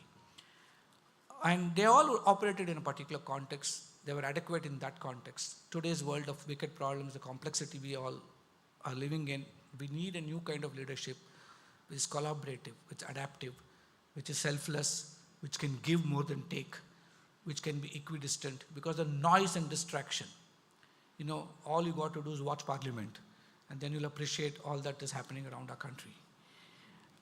But still you have to perform. You got to go back to your office and not get distracted. I remember if somebody comes into my office with all the knowledge, I don't think, I would say if somebody would ask me the question, what percentage of the book you have written you actually live? I can only say I'm trying to live it 100%, but maybe I live it 20%. Because it's not easy to actually live it every day, to be that sense of ekatvam and samatvam that the Gita talks about, or the sita pragnati that we all have to exhibit. If somebody walks into my office and say, your report was trashy, I will be feeling very bad, upset, and it will linger on for a long time in my mind. But to introduce the farm bill with a deep conviction that agrarian economy in India will change. I've been privy to these conversations where a farmer's income will actually double, and look and celebrate that tomorrow we can change India's rural sector. And then to go back and say, I'm sorry, I made a mistake. I didn't understand your pulse of what you want. And withdrawing that takes a lot of courage. It may be just a newspaper article or a headline for most of us, but changing a small decision you as a corporate CEO take, when the whole company believes that you are God, and because you write the check finally. But then to say that I made a mistake and learn from it, and then move on and not be affected by either of the two decisions. To have an enormous sense of humor, which is a real him, but have to project a role as a politician as what the world has to see. A different role. To separate role from self, to differentiate. That Krishna differentiates being a mentor from a charioteer. All of us have to separate roles. We all play several roles in life, and we can't allow one to overlap over the other. To do all this continuously all the time without losing sight of a Vikasit Bharat. More than 60% of the world has had elections this year. We saw results recently coming out today of one country. Just imagine, no leader in this world while standing for election. We have another country just going into election. We are not even sure if the leader knows he's standing for an election. And those are realities. All of us are really in that situation. And I'm not humiliating or making fun. I'm just presenting to you what is happening around the world today. Not a single leader in his wisdom has ever dreamt, has had the courage to dream and say, the next 25 years, this is my vision for my country. To be strategic enough to say, and he may not be there, he may not be a prime minister, but he believes that Amrit Kal is for this country, for every Indian. And he says we have to be proud that we'll take it there. To say that Team India will build this new India. To agree that I'll surrender this, I'll actually learn to let go of the asymmetries of information and power. That's what makes governments powerful. To say that partnership is the answer for this nation. And that public leadership is something which is remarkable. To talk about Antyodaya not as a slogan, but as a conviction, and I write about it in the book. So keep his sight, 50 years focus on just serving this nation and nothing else. The expression of that service might be different. So I would urge you all to judge the book by what is inside. To read it with a critical lens, it's fair. But if you believe in it, that book will only be a book that you've read, and it will be of no use to anybody. If you truly believe in it, if this book has to leave an impact. And I'm thankful to the WMG Group who so sincerely believe in it. They said that you cannot just come, launch a book, give a speech and get away. We want everybody in the audience to carry it back and make me work 6 hours non-stop yesterday to sign each copy and say that people have to read it. And that is going to be our contribution to building this nation. So thank you, Rajesh, Srikar, and everybody in the entire WMG team. And I must, before closing, I must say, I had the privilege of meeting very senior people, very close confidants, long interactions, one book cannot capture everything I discovered. 50 years of research is not easy to put into one book. I hope I have the energy, the courage, and the necessity to write more. This book is expected to be as academic as it can, in a practitionerly useful way. There might be 20 PhDs hiding inside, as much as one very senior management expert called me and said, after reading the book, he said, please stop calling it a book. It's the finest do-it-yourself kit I've ever received in my life. So this is what the world needs.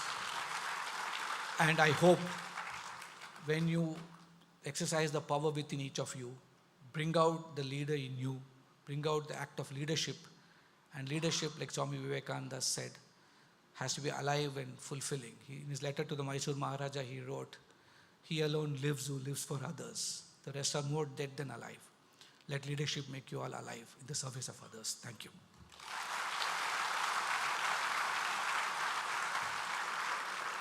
Thank you, Dr. Balu. We are deeply privileged to host this evening for you, and I do have a request from the publishing team that once you receive the copy of the book and read it, we request you to leave a review on online platforms wherever the book is available.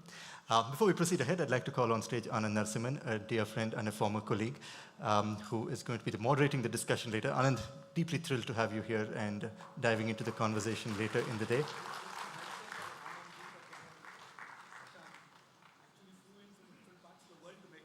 Correct.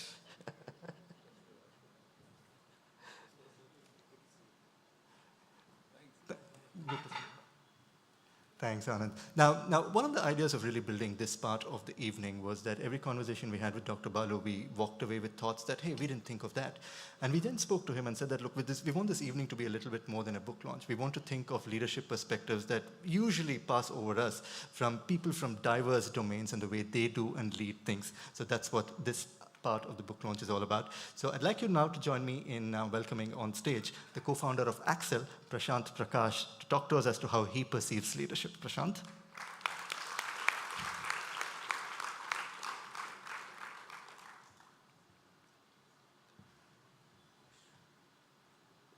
Thank you.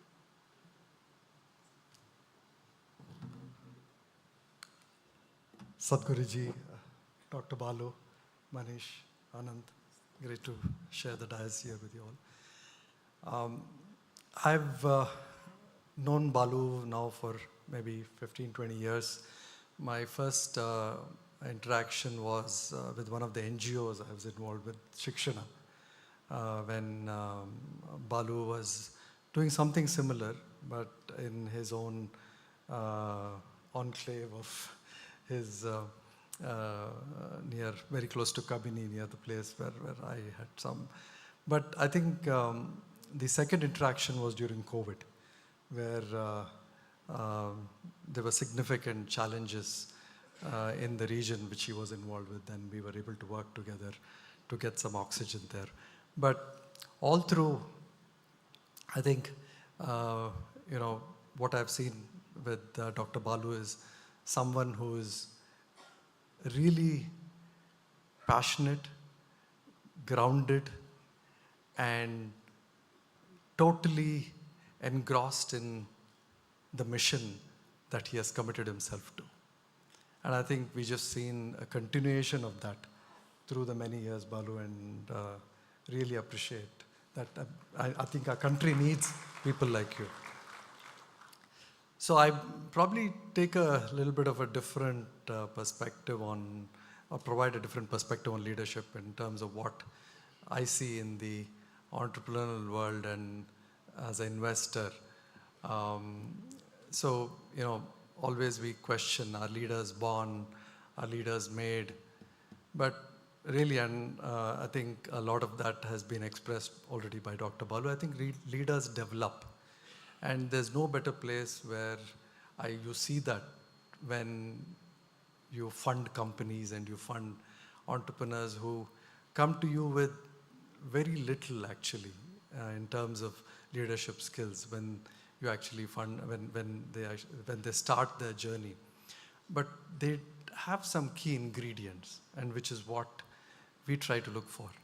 And that ingredient is they have immersed themselves, they have found their passion, And we try to assess, is this something that they've just thought about in the last 3 months, and because there is 10 VCs interested in a space, they're starting to talk about it? Or is it something that they have spent enough time and really believe that they want to spend the next 10, 15 years in that space? And we think that's a very, very important ingredient. And we have to be able to, as investors, discern somebody who has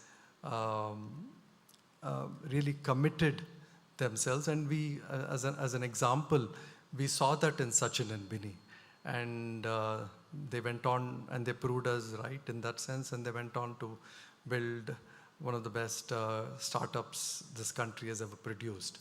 So I think that ability to follow your passion and that ability to then execute on that passion and be conscientious about what you're building and develop that skill as you go along, I think is what I've seen many founders who go on to build large companies. And if you see as a country, where will a lot of the inspiration come for the next generation in terms of leadership? It's going to come from these entrepreneurs. So, just reflecting the last 20 years, when we started investing 20 years ago, the GDP of our country was 600 billion. That's it. Can you believe that? Right? 20 years, just 600 billion, and we are at 4 trillion. And if there is this leap, this huge leap that we have made, and we're going to make another huge leap in the next 25 years, I think we need not only the kind of leadership we have seen till date, but very, very many new dimensions of leadership from the entrepreneurs that we are going to fund. And that's the challenge that we as investors are looking forward to, because it's no longer building for urban India. It's now building for Bharat, which is a very different leadership challenge. It's one thing to deliver something from point X to point Y and do it well, of course, and I'm not taking away anything from what a lot of our startups have done. But when you now look at the challenge of creating industries, creating ventures that will employ 20 million, 30 million people that are going to come to our workforce, and where we need to really look at this China plus one opportunity and make something of that opportunity, I think it's a very different leadership. And I'm finding that our entrepreneurs really come from backgrounds where I think what we call as product market fit is lacking, right? They have not seen real Bharat. And it's very few entrepreneurs that today we encounter who can really now build not the next Flipkart, the next Swiggy, the next Book My Show, but really can address challenges which will build a more equitable Bharat and do what we need to do in the next 25 years, which we've not been able to do in the last 75 years. The last thing I'll talk about is resilience, and that's something that I, again, had a very, very close ringside view to see across the 200, 250 companies that we had funded. I really saw the entrepreneurs that had a very different character. And it's these companies today that will IPO in the next 5 to 10 years. So there was no bigger test than COVID for a lot of these companies. So, it was amazing to see some of the most understated entrepreneurs within our portfolio become the stars post this challenge. And that's something that was extremely surprising for a lot of us. The top performing entrepreneur from an IIT or an IIM was not the one that we saw survive and flourish in this in the post-COVID scenario. So and I'm coming back to this point that the next generation of entrepreneurs, I believe, will be very different as leaders from what the entrepreneurs that we have seen in the last 20 years. And that makes our job interesting and exciting to identify these entrepreneurs who will now build for the next 25 years and achieve what we've not been able to achieve in the last 75 years. Thank you. Thank you, Prashant. I think what is interesting is that Prashant looks for leaders, but our next talk on leadership is from a company that is truly earth-shattering. And they might be one of the biggest in the world, but you never hear them talk about themselves. It's quiet leadership and it is global leadership. Please join me in welcoming on stage the CEO of JCB India, Deepak Shetty. Deepak? They do heavy lifting.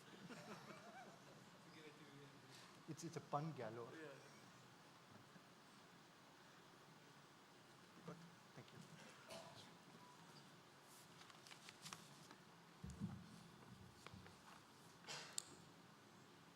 I'm sure it was pun unintended, earth-shattering.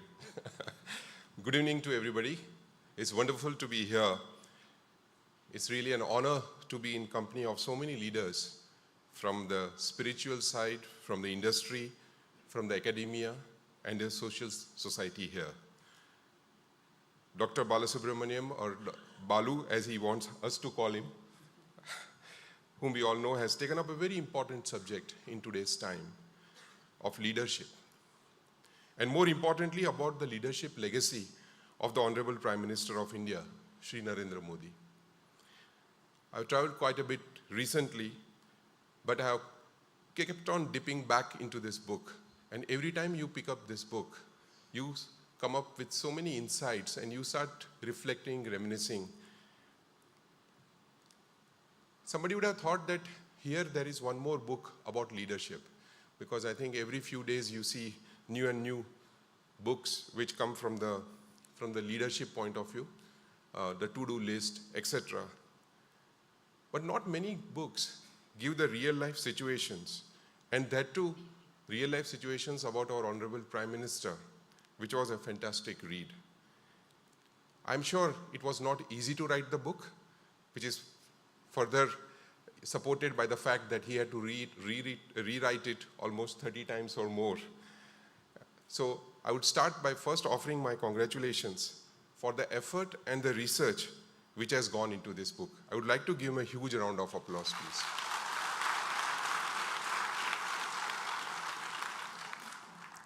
The other beautiful part about this book is it does not preach about what leadership is. It beautifully showcases examples of how leadership can define not just a personality, but also the course of a nation, a great nation, as India is today. Dr. Balu, you have unraveled a different and unknown side of our Honorable Prime Minister, a persona who is not very well known. He's known, but not very well known in that sense, through the TV or media. You have brought a very different perspective about this personality. As rightly alluded, leadership is a journey that continuously evolves with the person who strives to perfect it. Prime Minister Modi has been a lifelong learner, and the insights that are captured in this book will become a reference for many of us. I want to share my personal experience with the Honorable Prime Minister. We all know him as he is today.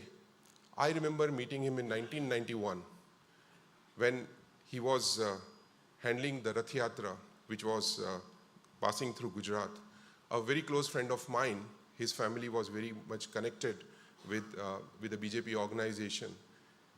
And every time I see him communicate, every time I see him come across, my mind goes back to that person who, in a very simple dress with almost a jhola on his side, was standing and speaking. He has changed a lot, but what I see is what has not changed is the value system, is the is the conviction. And even those days, when it was that whole particular process, I was a bystander. I was standing next to him and watching him organize that particular session. And now you see that he's organizing the future of this country.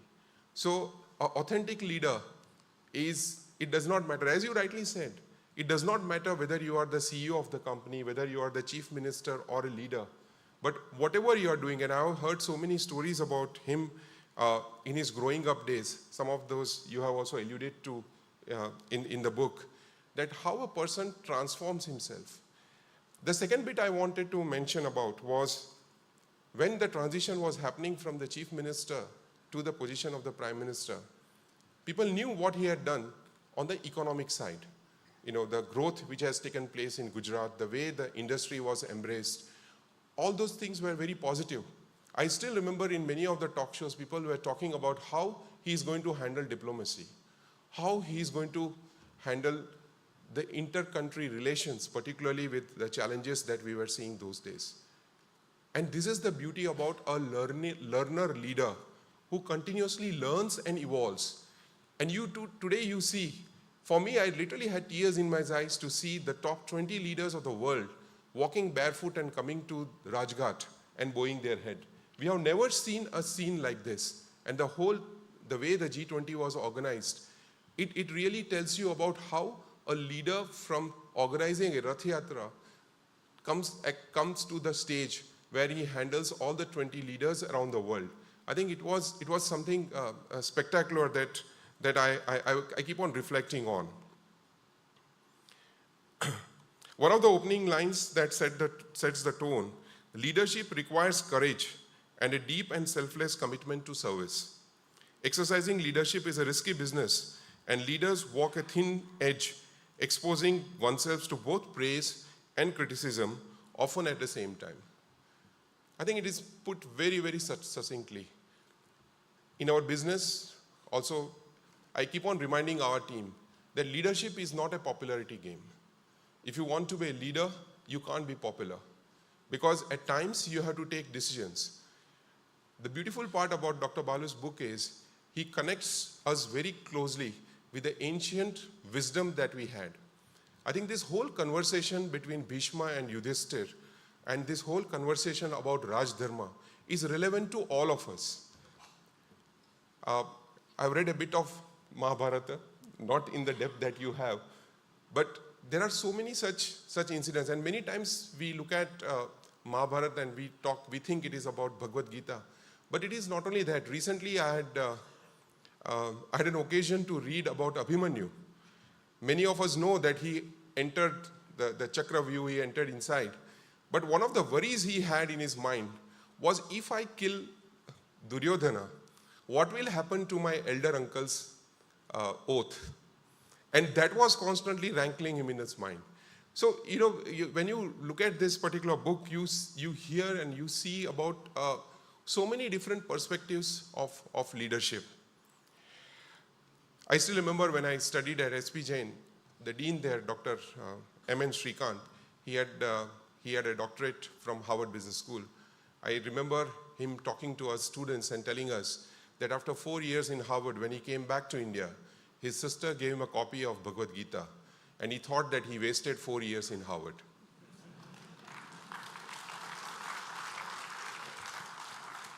And I really thank Dr. Balu for bringing those aspects of our ancient wisdom, which sometimes we gloss over. We sometimes gloss over and we look at all these books which come from the Western side. But at the same time, Dr. Balu has kept a balance. It is not that he has only spoken and taken reference. In this book, you can also read about quotes from Mark Twain, which was very, very interesting. Different types of leadership style all ultimately culminate into one being able to take a decision and stand by it with conviction and correct it along the way if important. A beautiful example was given on the farm bill, and I'm sure that is not one incident that we have seen. I think there are many such incidents where, particularly on the global stage also, to connect, not connect, and how much to connect, and also the beautiful stand that India has taken, particularly on the challenges in the Western world. It was truly my honor to be present in an interaction between our Honorable Foreign Minister and the then British Foreign Minister, Liz Truss, when a Reuters journalist asked a question about India buying oil from Russia.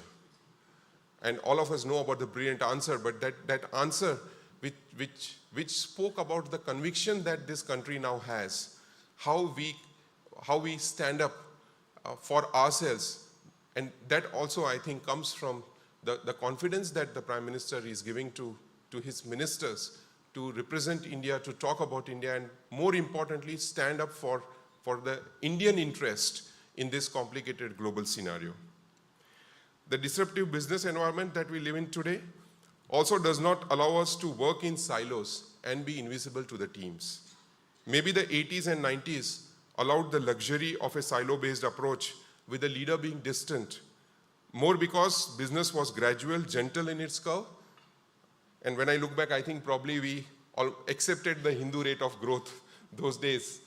But business is becoming too challenging, as Dr. Balu spoke about, whether you call it the VUCA world or the Bani world. And I think that is why this insight about leadership is so relevant. One can also greatly learn from the Prime Minister's distinctive approach to leadership as an expedition that continually unfolds and evolves. It is grounded in the timeless principles of tenacity, compassion, communication, and unity, as it is mentioned in the book. When I was coming here, there was a reference made to JCB, and I want to share with you an example. We all know JCB as a company today. JCB today is a beautiful example of Atmanirbharta.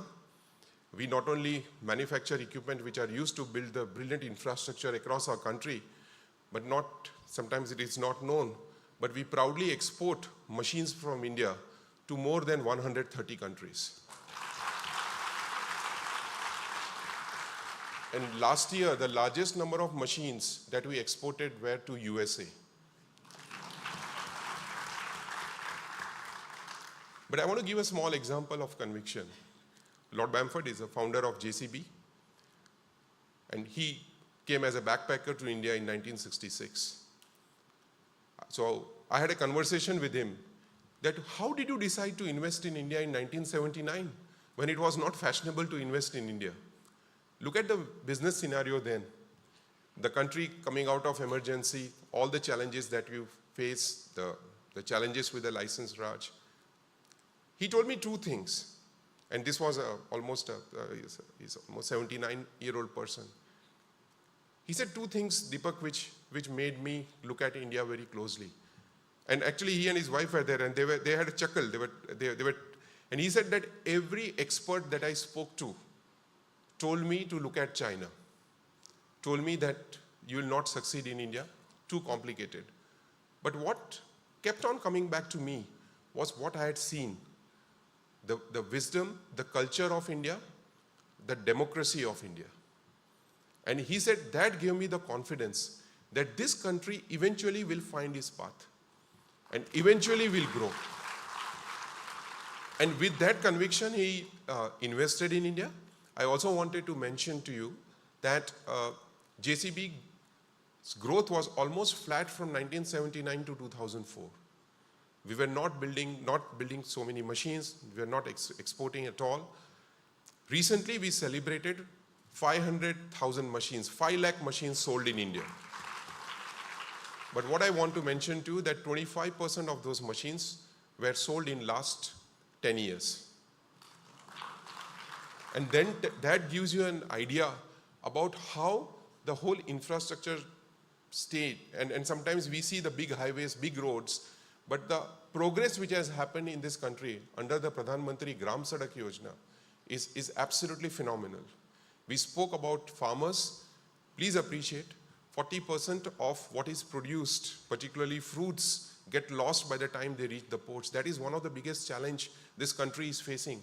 And I'm sure with this type of rural infrastructure which is being built, this is going to drastically change. And also the logistics cost of 13% which under Pradhan Mantri Gati Shakti Yojana, and it was really my honor to be present when that particular project was launched by the Honorable Prime Minister, is really going to transform the infrastructure across this country. So I gave example of perseverance and tenacity. I think what differentiates the Indian way of leadership is the focus on empathy and compassion. As Dr. Balu rightly says, that in the Western world, to be counted as a leader, you start looking back and seeing how many people are following you. But in India, it is not that expectation. It is without that expectation, how you connect with the people, how you support them. And particularly, we have seen during COVID times, how that connect matters. I still remember during COVID times, and Dr. MP Shyam is here, there was, I don't want to name, there was a leader of automobile industry who went on a stage and said that 20% of my dealers will go belly up because of the challenge. I still remember my leadership team and I, we took an oath that none of our dealers will go belly up. And once we decided and once we moved in that direction, we started finding values. In fact, we found that there are many of our dealers who are struggling because of the lockdown, but I was so delighted to see they were ensuring that the food packets goes to the houses of their employees. The groceries go to the houses of their employees. The customers are connected. Lockdown happened, but we were present in each of the districts of the country, and we kept on working with our customers. You know what is the beautiful part? Those 2 years of COVID, in spite of all the lockdowns, were within the top 5 years of our company in 44 years. And that's why many times when people say that, leadership, it is more about command and control side. I think, as Dr. Balu rightly alludes in the book, I think the compassion part is so important. If you connect with people, whether it is your stakeholders, partners, suppliers, or with your customers, they really pay you back. I think that is a big leadership lesson that we have learned. I'm sure when I speak about empathy and leadership, how can we forget that scene when the Prime Minister was consoling the ISRO chief, Mr. K. Sivan, at such a difficult moment when Chandrayaan had failed to land. When you remember that particular scene, there was no politics. There was no lecturing. It was only empathy and concern for a person who has tried his best but had failed. I think it was a beautiful example of empathy in leadership. In today's time, it is also important that we don't remain stuck to what you think is working. It's very important to innovate. Innovation is the key for growth, not only in business, but what the Honorable Prime Minister has shown us, and this is something we should all be very, very proud of, the innovation in governance, the innovation in transaction between the government and the common people. Our UPI payment systems, the direct transfers that we have seen, the whole Gati Shakti project where we have this situation where one department does and digs up the road, other fills it, and then something else happens. I think these have been all game changers. It was really my honor recently when I was presenting at our global board level, and I was sharing some of the numbers coming out from India. It was really, they were really surprised when I said the total UPI transactions which are taking place in India today is more than the sum of what is taking place in all the leading economies in the world. This also takes me back 20 years back when I lived and worked in America. Whenever there was a reference of India in USA Today or in Wall Street Journal or any of those newspapers, it would be about an accident. It would be about some wrong thing which is happening. It would be about some Kumbh Mela, some pictures about some sadhus, and not in a positive light. I literally tears in my eyes when I first saw, I was recently working in UK, And on the Financial Times front page, there was this massive picture of the Prime Minister when he had got elected. It gave you an impression that how the world is looking at India differently, and that is what has been achieved in these last few years.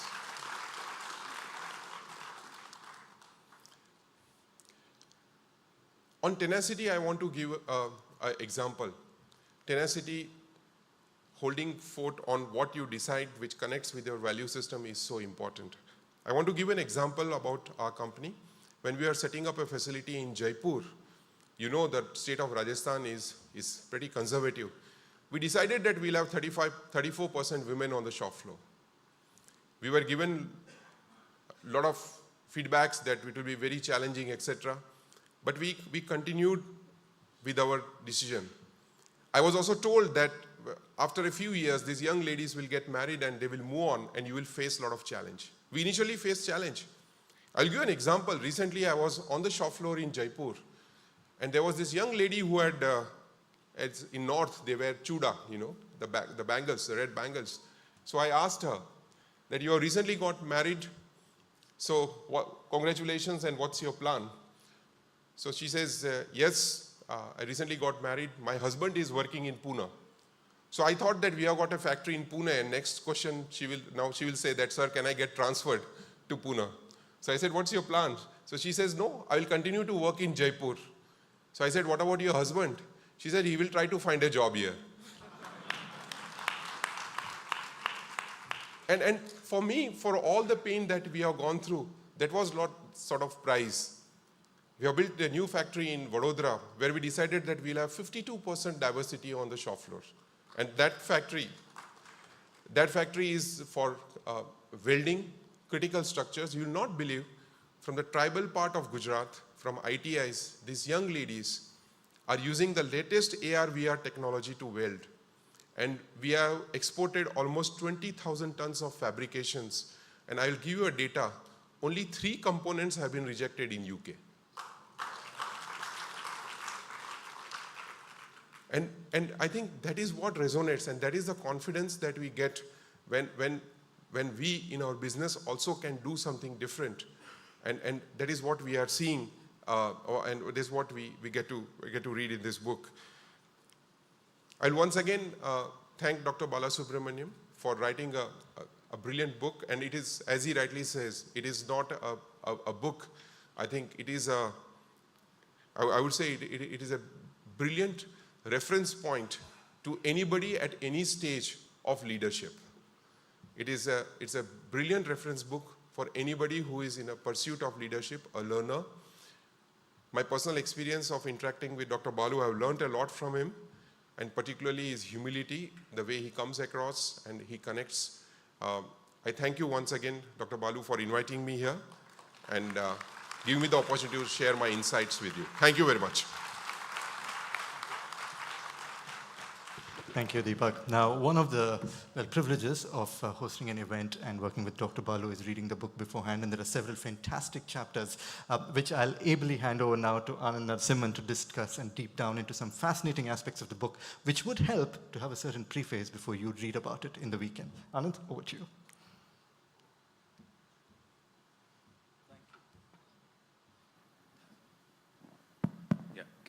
Thank you. Namaskara to everyone in Bengaluru, and my very, very humble namaste to everybody. Thank you very, very much. It's been an air dash for me, and it's been a very hectic day. But one of the things which I wanted to do, there are about 7 books, ladies and gentlemen. Off late, what's happened is, over the last 6-7 years, I've said I need to go back to reading. I used to read a lot, then I left it. It was all consuming via video, voice, etc. I said, no, I want to get back to the hardbound paperbacks, or the hardbacks. I want to get back to this. So now I have 7 books which I have not been able to read.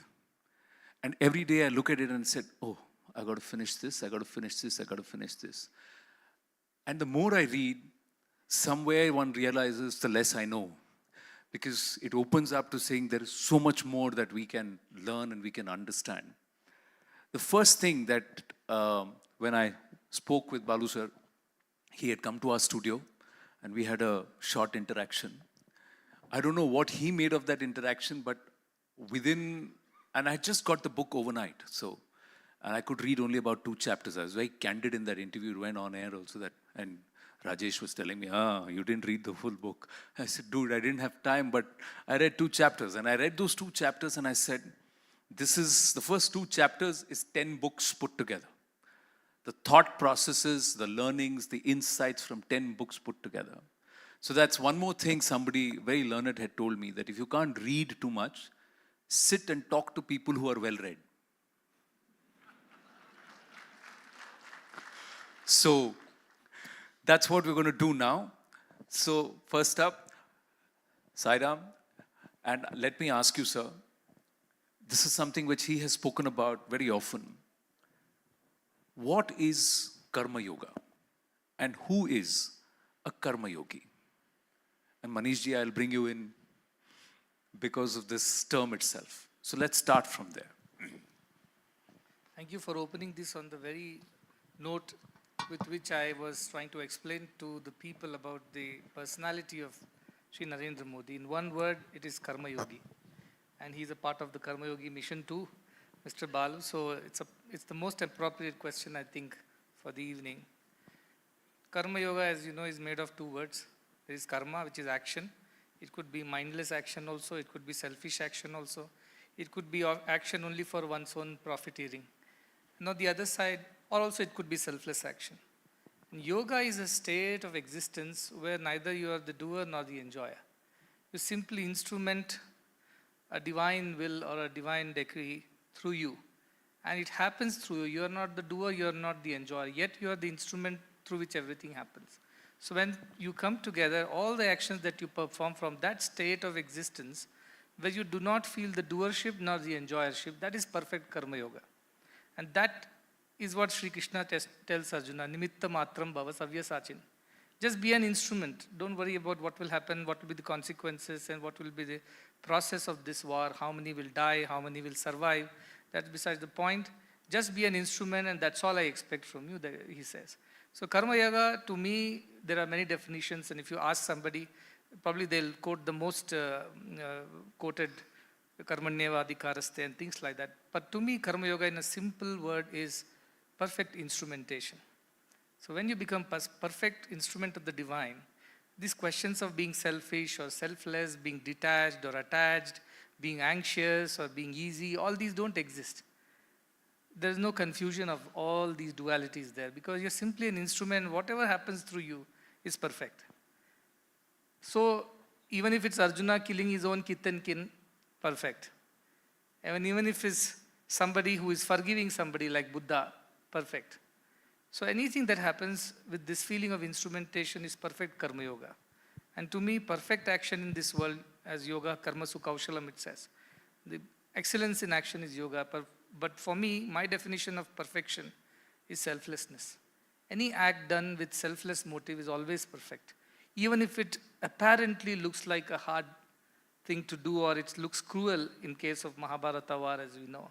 And in this book also, many times there are decisions the Prime Minister had to make which may not be very popular.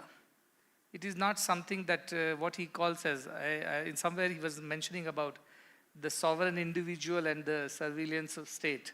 Yeah. And these individuals are unable to understand the philosophy, the vision of the Prime Minister at some times. They oppose, they criticize him, they even come up in arms against him and things like that. Yet he has made decisions. And those decisions are neither right nor wrong because they are simply Karma Yogas, they are perfect. When it's done from that state of instrumentation, to me that is Karma Yoga. Lovely. I'm just going to stretch this thought thread a little with Manish ji because from not just Teamlease, but you're also doing a lot of advisory work and you worked with people and you're working in the zone of skilling. Now, how do you tell a person who's coming to you or coming to be part of the program so that he can take bread back home or do something in life? It's ambition that's fueling them. How do you tell them, hey, the program's name is Karma Yogi, so you've got to just do. Just believe in action. I mean, let's not go from one extreme of, the Indic view of life is only learning and knowledge and sitting and thinking.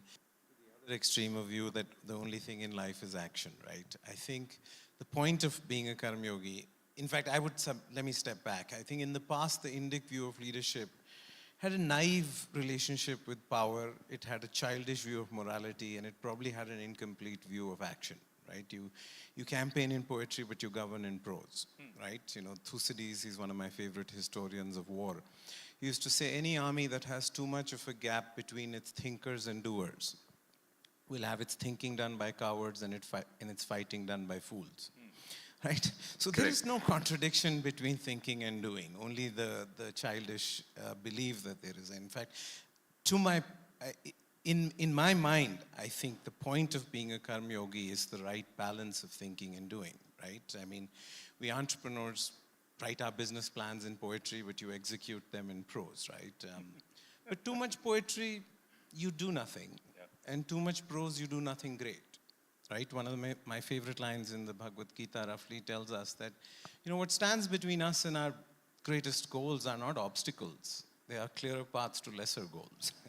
Right? So I think this goal setting, karmyogi, is a balance of, you know, thinking and doing, but it's also being reflective and thoughtful about which goals to pursue. I think, to me, the most interesting question about people's are what is your goal? That's, I mean, and most people, you know, sort of answer the question about the next 15 minutes or 20 minutes. But I think being karmyogi is really about, you know, Jonas Salks, he's the inventor of the polio vaccine. The last line in his biography says, our greatest responsibility is to be good ancestors, right? I mean, most of us are not really thinking about what a good ancestor means. But I think a karmyogi is absolutely baked into that. It's about being a good ancestor, it's balancing thinking and doing, and it's about picking the right goals. Picking the right goals. You quote the Vyada Gita in the book. Padchiten, sir. Pulla padchiten. So you quote the Vyada Gita in the book, and that, it's amazing. It's again from the Mahabharata, and the example of a monk who's actually told to go and look at people of common life. He meets a lady and then she points him to a butcher. And they are able to understand something which is so simple, which the monk after so much of tapas has not been able to understand. Just do your job and don't think too much about it. Just do your job. How easy or difficult is it to get to that stage? I think it's a journey, like I also write. Leadership is one continuous spiritual journey. It's sadhana in action. You know, it's a constant process of reminding yourself of a simple question Ramana asked, who am I? Why am I here? What am I doing in this role? Not losing sight of the distinction between role and self. And if you stay focused on that distinction and say, in a role I have to operate the way I have to operate for that role. A role is always in context. And therefore I say leadership is in context. And the butcher, in the context of his profession, is a butcher. But it doesn't take away the fact that he has a self and he goes deep into it. And one approach of reaching the self or tapping into the powers of the self is just staying focused on what you do and doing it well. Not because it has to be done well to please somebody or to get the results, like Swamiji said, the enjoyership of your action, but just doing it. Today, most of us are so transactional in our existence. What Vyada Gita teaches us is the non-transactionality of leadership itself. But we have made every single action of our existence transactional. And if I were to, every time I talk to people, and especially when you go to Delhi, you live in an enormously compounded transactional ecosystem. For somebody like me who was living in a forest most of my life and where everything was binary, to operate in this transactional ecosystems where you don't even figure out who is transacting for what. I think for them Vyada Gita is a necessity. And staying, not losing sight of we all are there to discover ourselves in the service of others. And I would draw that as the most powerful leadership message from. And coincidentally, what really got me to write about it is also the fact that when I was having a very extensive discussion with the Honorable Finance Minister and her journey of working as a minister in the cabinet of the Prime Minister, and she said, all that matters is, are you really focused on what we are supposed to be? Not on the portfolio, not on just finance or defense or whatever she's handled, but on clearly not losing sight of all this is just for the nation. And that's it. And to me, then she narrated the Vyada Gita and said, I keep reminding myself that I got to remember, I can't be the monk just because I'm a minister today, but I got to be that butcher who's staying focused on what I have to be focused on, and everything else will happen. And that's why I wrote it. Many in corporate world believe the finance minister was quite the butcher with them for a while, wasn't she? But she had to do what she had to do, and respect for that. Now, the other aspect from the Vedic, you draw the Vedic roots where you call the Prime Minister a sadhak. So Sadhguru, I'm going to ask you, so from Rita to Rina there is a journey, but what holds all of that is dharma. So what is dharma? You're giving me questions that can be interpreted in 100 ways, and all ways are right. Correct. So because there is another sub-layer to that. So where I'll bring in how Bhishma explains to Yudhishthira. So we'll come to the Raj Dharma part after that. First Dharma. Yeah, so Dharma, I think, the very fundamental definition of Dharma is dharayati iti dharma. That which holds, that which protects, that which supports and sustains. That alone is Dharma. For example, fire's Dharma is to burn. If it cannot burn, it's no more fire. Or water's Dharma is to cool. And if it cannot cool, it is not water anymore. Likewise, everything and everyone in this universe has their own Dharma. It's called Swadharma or Atma Dharma, it's called. And everybody is bound to follow that Dharma. Only then there is harmony and perfect balance in the universe. When they deviate from their original nature, which is their Dharma, the original duty, which is their Dharma, this support, this sustenance of the universe falls apart. And what is the Dharma of, so in that way everybody has a Dharma of their own. A doctor has a Dharma, a teacher has a Dharma, a politician has his Dharma, somebody like Mr. Balu has also a Dharma, you have a Dharma, I have a Dharma.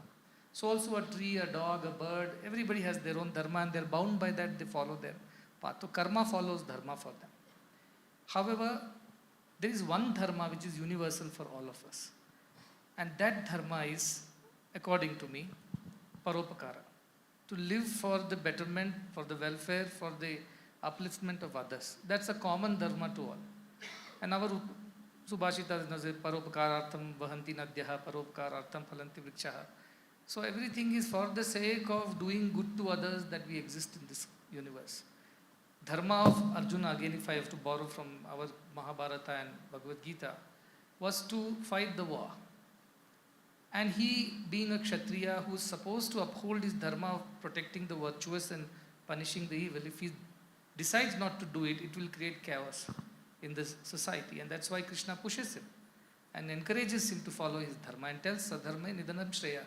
It's better you die doing your Dharma than try to not do your Dharma. It's not right on your part. So Dharma is that basic fundamental quality, that nature, that very duty, responsibility that each one of us carries. And these Dharmas can change. When you are with your wife, you have a Pati Dharma. When you are with your son, you have a Pita Dharma. So everybody has Dharma. Rama had given this example of Putra Dharma, Pati Dharma, and Raja Dharma, and because of which he was what he was.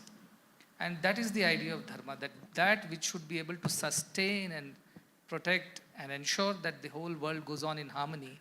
That is the basic fundamental idea of Dharma. But Rama also, when he explains to Bharat, when Bharat comes to him and tells him, how do I rule? Tell me.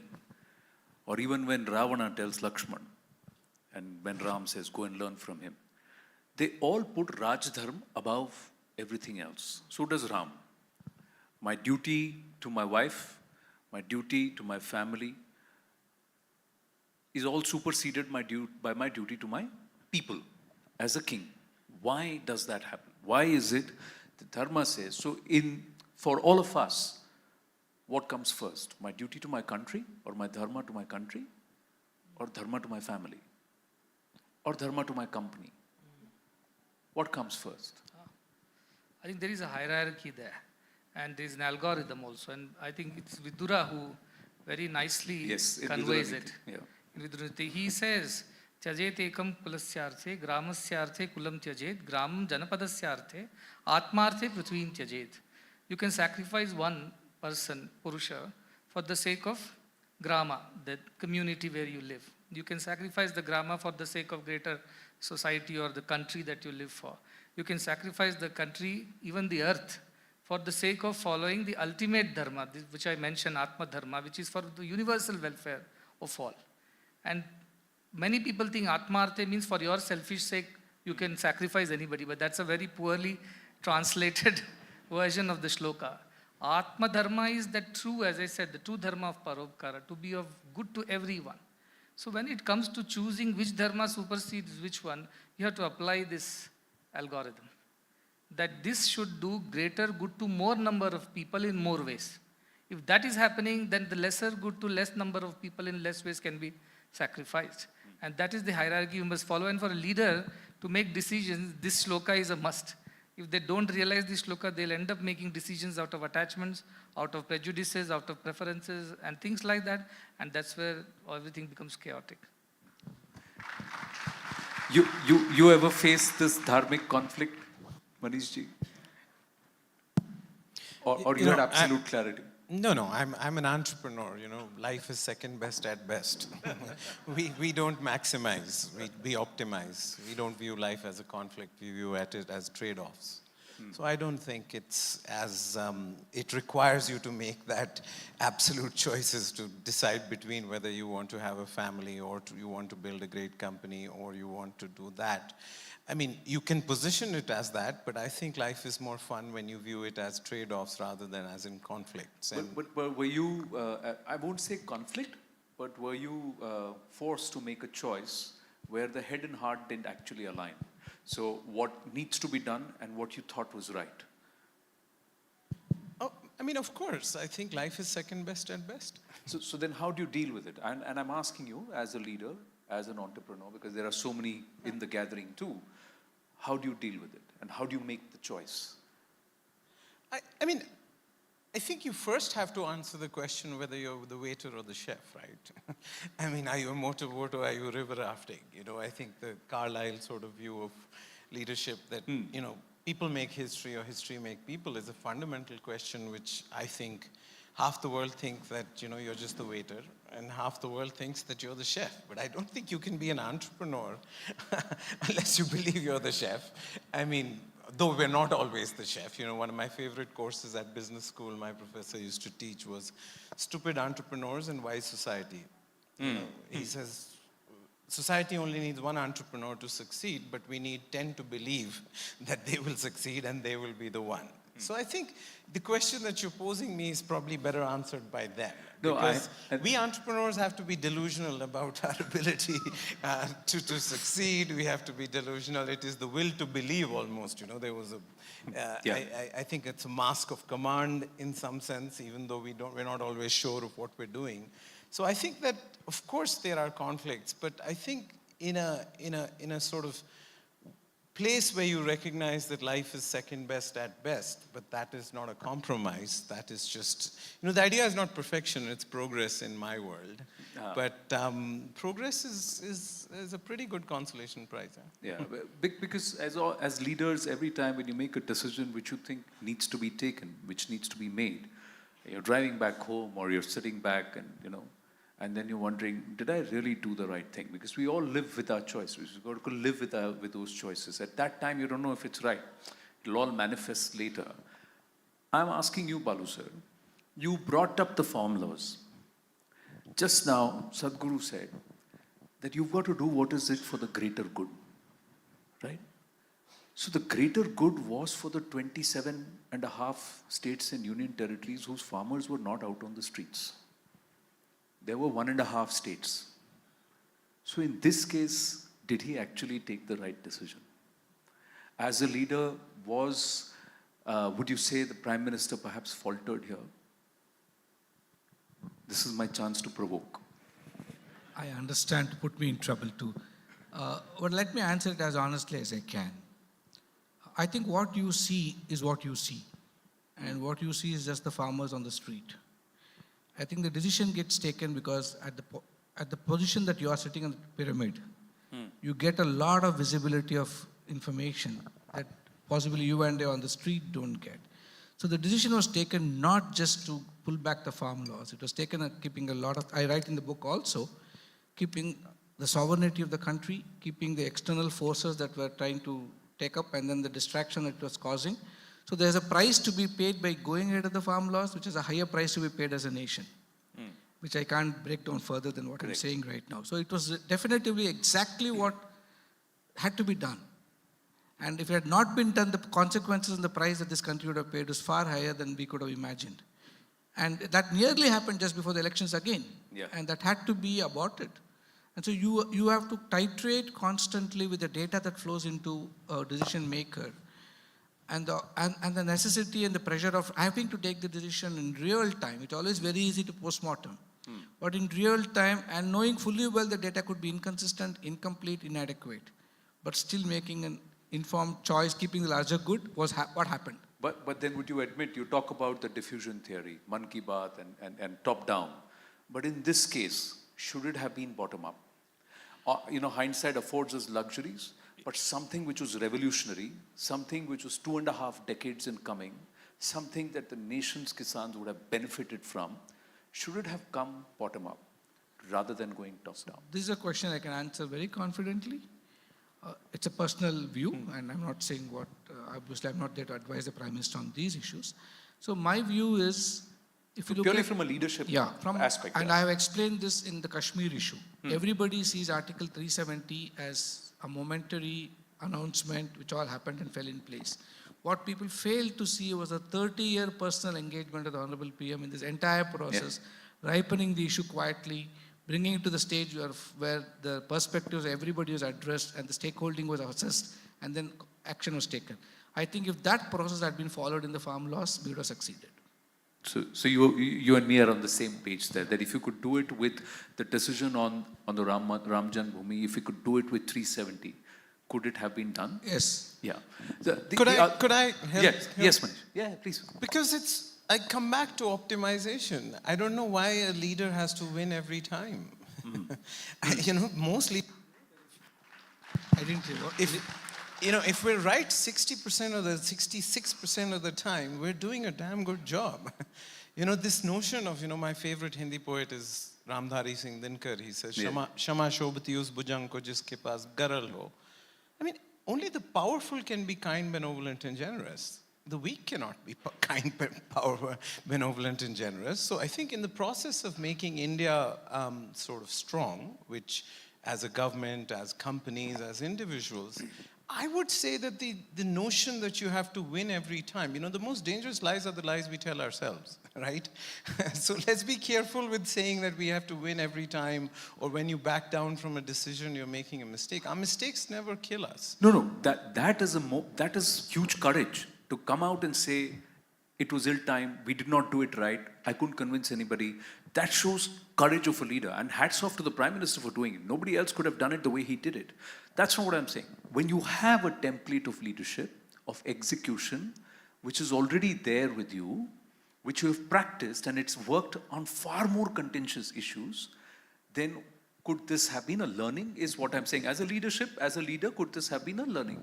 I would say, I've worked with government a lot in the last 20 years. One of my biggest questions in government is, how do you get something done when everybody who matters in government agrees with you? Right? Correct. And the problem is that anybody can say no and nobody can say yes. So there come times when you take a risk, which that may not work out, or you believe is right, because if anybody can say no and nobody can say yes, you essentially won't get anything done in a democracy. Of course, at some point you'll have to optimize, you'll have to take some risks, you'll have to back down. So I would submit, even, postmortems have a certainty that prescriptions don't. Every doctor knows that. But in addition to that, there are 3 or 4 big issues in India. If we don't take some risks, we will never get them done, because there is a vested interest and nobody cuts the tree they're sitting on. Okay. Fair point made. How do I know, Sadhguru, that my Viveka or Prajna is being corrupted by Maya? How do I know? What's the test? The first test is that you know that you have Viveka in the first place. Most of them think they have, but they don't have one. And they are driven by, as I said, their prejudices or influences. So, see, Viveka is a very unattached, very balanced view of things, right? When you understand right from wrong as clear as daylight. There is no confusion in your head that this is right or this is wrong. And so that Viveka is an ability to discriminate and discern the right action from the not so right action. And that is not given to all. But once you have Viveka, it comes with its cousin called Vairagya. Without Vairagya, Viveka cannot stand or hold water. Because Vairagya is the only ability that a person, a Viveki, should have to execute that Viveka. If he is not detached from both the decision and the consequences, which is actually Vairagya or detachment. Exactly what Krishna tells Arjuna also. Absolutely. Without that Vairagya, Viveka is of no use. Now I'll go back to your farm law question. Yes. Can I give my 2 cents please, of please. perspective? See, Viveka said, See, everybody is getting interested. That means I'm doing a good job. Please. no, see, the question is that the king, they say Yatha Raja Tatha Praja. That is the old adage. As is the king, so are the people, so are the subjects. In our country, it's not so. Because we are a democracy, we are not absolutely dedicated to the king as he being the supreme authority and his word being final. Everybody has their opinions, perspectives, and things like that. Everybody is free to express that and also make it known that they're happy or not happy with whatever is being decided. So the problem is that when those people who thought that these laws are right did not get up and stand for it, that's where the law failed. Prime Minister failed or the policymakers failed. That's a very limited way of looking at it. The whole country failed because those who felt the laws were right didn't stand up. Didn't stand up for the right. In fact, one day, one of the monks, Atma Priyanandaji, had come to the ashram. He was speaking on some youth conference and he said, bad people are bad because they are so convinced that they are not bad. And good people are not good because they are not sure whether they are good. Whether they're good. So well said. So they don't have the courage to stand for goodness because they're not sure whether they're really good. The bad people are super convinced that they are not at all bad. So they can stand up and fight for whatever. So they have Viveka, good people, but they don't have Vairagya, which means to stake it all for the sake of executing that decision that you want to make. So a country is only a sum total of all its people, isn't it? One prime minister is not the country. Everybody, when they think, feel, and work in alignment, that's when country progresses. Otherwise, this is such a huge country with so many moving parts. So we have a lot of people in our country who seem to have Viveka, but they do not have the Vairagya. So without Vairagya, Viveka is of no use, is the straight thing.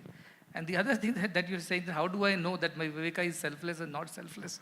Corrupted by Maya or not? Corrupted by Maya, because I might be prejudiced in my opinion. I think this is what is right. Somebody says a temple is right, somebody says something else is right. And everybody is convinced about it in some way. But we do not know whether this conviction is coming from real wisdom or from fake narratives or wrong understanding, misunderstanding.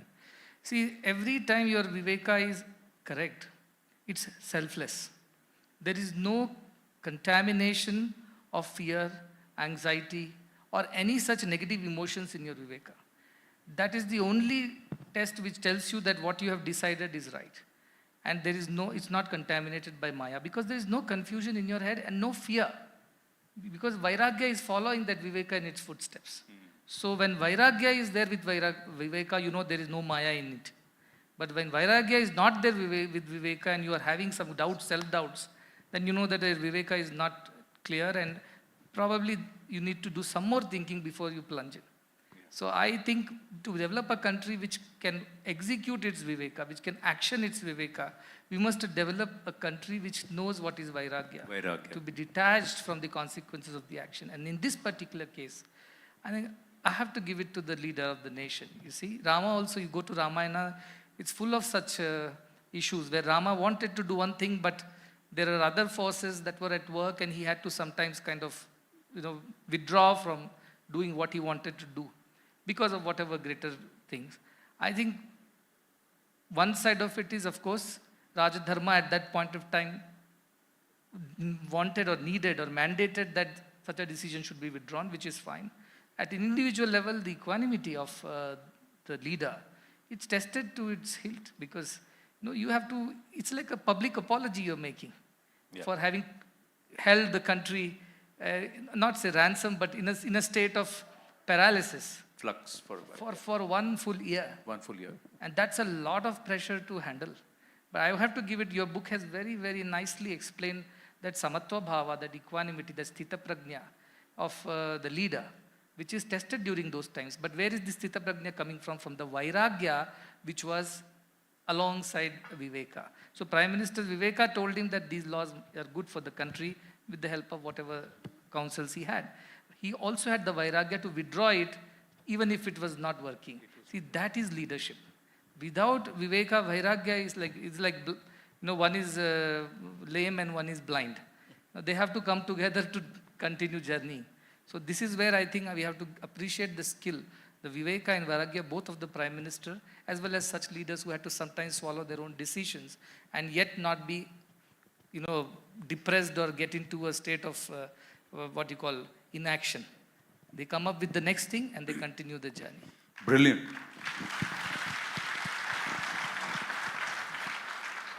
Had those 60 crore farmers who really were for this had a sense of vairagya and stood up for it, it would have been a different story altogether. But then you have to be detached enough to say somewhere around the ball will come, the curve will come. But many believe that for the next 20, 25 years, no leader will have the gumption to go ahead and push for those agri reforms, which was such an important step for all of us as leaders. But then, Balu sir, let me also ask you this.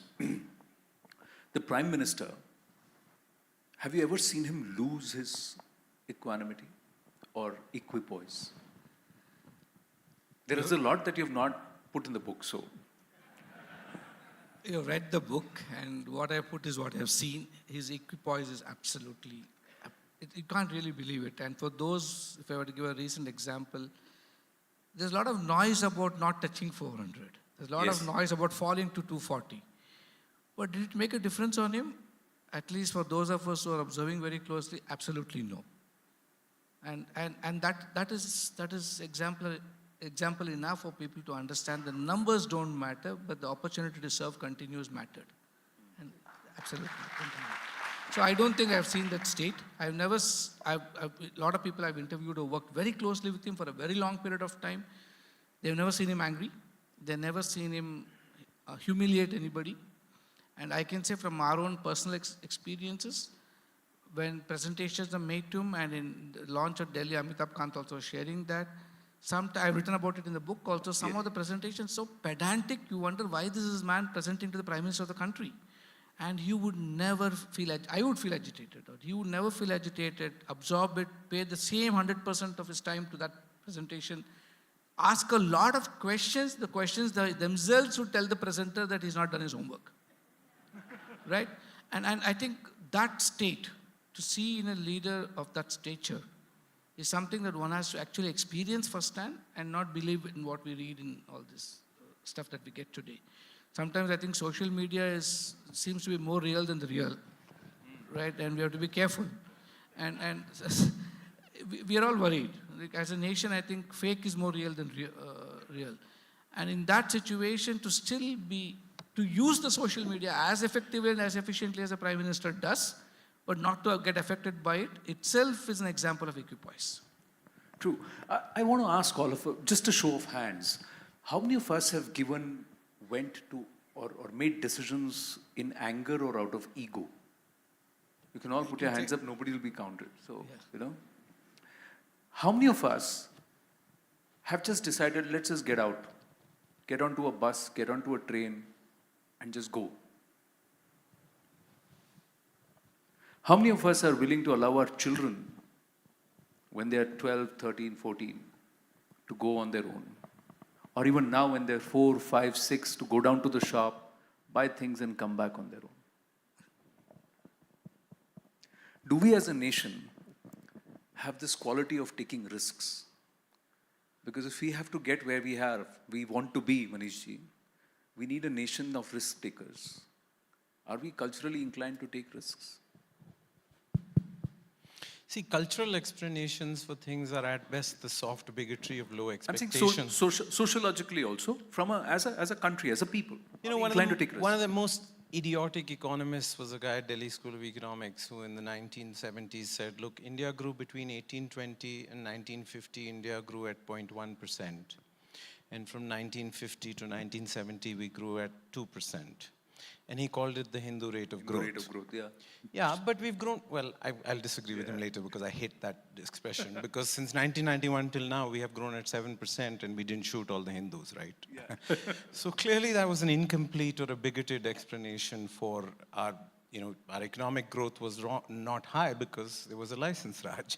India was a reckless experiment. It was the 1955 Avadi resolution or the 1956 second five-year plan, which has kept us poor. So I would be very careful to believe that Indians are not risk takers. There is no cultural explanation for our risk taking. If you're talking about economically, then there's lots of risk takers when we are allowed to take risks. 50% of India's foreign direct investment since 1947 has come in the last 6 years. When we make ourselves worthy of capital, we will get the capital, right? So when we were not worthy of capital in the 60s, 70s, 80s, we didn't get it. So I would be very careful in believing that we are not a nation of risk takers. I mean, in my mind, it's sort of like, when I landed in the US in August 1994, there was a front page for my MBA, there was a front page article in the Wall Street Journal which said that India is more interesting than important. I hope that journalist is eating the newspaper on which he wrote that, right? Because what's happening in India is not once in a decade or once in a millennium, it's once in the lifetime of a country. So Wall Street Journal was like that even then? Yes. No, but in some sense, the questioning of whether India is risk-taking, whether India is more sustainable, is an unfair question. We had a lot of regulatory cholesterol. We kneecapped entrepreneurs. We kneecapped capital markets. We kneecapped banks. Where would we expect economic growth? Now that we are unleashing that economic growth, I think that, we missed our tryst with destiny, right? There are 200 million people in India who will never read the newspaper that they deliver or sit in the car that they clean or send their kids to the school that they help build. But we have made a new appointment with our tryst with destiny, which is combining mass prosperity with mass democracy, and I think that's an appointment we will keep in the next 25 years. Well, let's hope that. Because to do that, the leader of the nation will have to make a very interesting choice along with all of us, which you talk about with Danny Roderick, the trifecta. How do we choose? Who do we be? A democracy, a nation state, or part of the entire globalization? Because his logic is that you can choose only two. You can't go with all three. No, I also might have written it to show that we have got a better way. That's the last chapter, right? The Dharma of legacy and the legacy of Dharma is this option where this balance that even Manish referred to, where you have to choose. You can't say a surveillance state is not real. Every single country in this world is a surveillance state, whatever people may argue. And everybody talks about the sovereignty of the individual, and you also talk about the sovereignty of the state, but finding the right balance. And I try to bring the Purusharthas in there and talk about Dharma being the binder. You cannot dismiss off the need to acquire capital in a practical, realistic way. Now, spirituality would be of no use to anybody, but if you don't have it in a practical way applied, I've tried to explain that in this book in a different, subtler way. To me, how you acquire that artha matters, the means matters, and that's where Dharma comes in. And in a consumption-driven economic system, if you're talking of the 4 Ps that we made in the Delhi Declaration, to make it practical, you must actually bring in the reference of life and those personal choices we make and converting karma to yoga and moving away to a compassionate capitalistic world. Capitalism is real, you can't run away from it, but getting the karuna back into that narrative. And that artha is what I'm trying to say. And then that alone is not enough. Without desire, artha is not going to happen at all, right? And in a very materialistic way I'm explaining, because that's the world.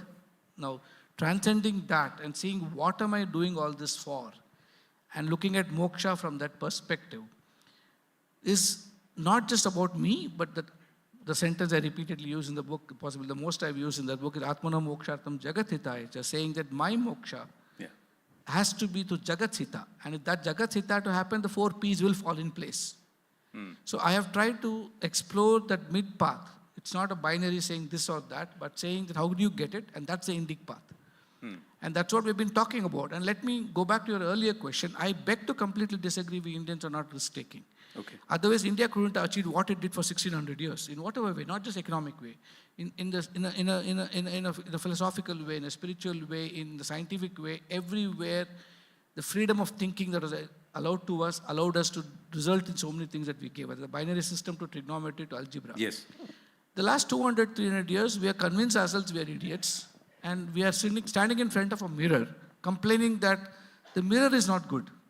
But I think what we have discovered in the last decade is there's just dust sitting on the mirror, and wipe that dust away, India will be where it rightfully belongs. Because Indians will put us there. See, another Could I just, Yes, on the please. trifecta? Yes, please. Right, I think Danny Roderick is wrong. Because we were the first, as a I'm democracy. glad you said that. Yes. You know, if you talk about globalized, India exported more software than Saudi Arabia did oil in 2021. There is no country in the world with a per capita income of $2,500, which exports $250 billion of software and $50 billion of pharma and has 120. So we will be a globalized country. Democracy, I mean, we are the first country in the world to give universal franchise at birth. Most countries gave it to the rich, then they gave it to the landed, then they gave it to the educated. Some women in Switzerland got to vote in 1972. I mean, the difference in India and Pakistan born on the same night is 3 million people in India win an election. 21 million people stand for an election. So I think that democracy train has left the station. I think the globalization train has left the station. And I don't know what you mean by, are you going to be a nation state or not? We are a nation state. So therefore, India will be all three. And we will prioritize and optimize and make second best choices. But when we come to as a nation state, do we all really identify ourselves as Bharatiya now? Have we really grasped this entire concept of me being a Bharatiya first or me being an Indian first? And there's a reason why I'm asking you this, Sadhguru, because if you can take risks, then you'll create wealth, you'll create jobs, you will not be looking for a sarkari naukri and a secure position. And my idea will not be to go and work for someone. So, that's why I said, are we innately wanting somebody else to take the lead and we'll follow? Or are we ready to go out and take the lead? And are we ready to do it for our country? Are we driven so passionately for our country that we are ready to go and look at he has set a goal. Rather than saying Prime Minister Modi has set a Viksit Bharat goal of 2047, when is it going to come down, diffuse to a level where every person here says, listen, this is what I am doing for my country to be Viksit by 2047. Hey, not 2047. I want to be done by 2040 or 2035. When is that going to? Is every entrepreneur thinking in that direction? Or are they thinking, all right, when can I make my next million? When can I make my next 10 million, 20 million? And then when can I get out of the country or sell it out? You see, there's a difference. Creating wealth for the nation or creating wealth for yourself and selling it off. Startups, half of them want to create a valuation so they can hive off. They're not saying, I'm not going to sell. I'm going to stay. I'm going to build wealth.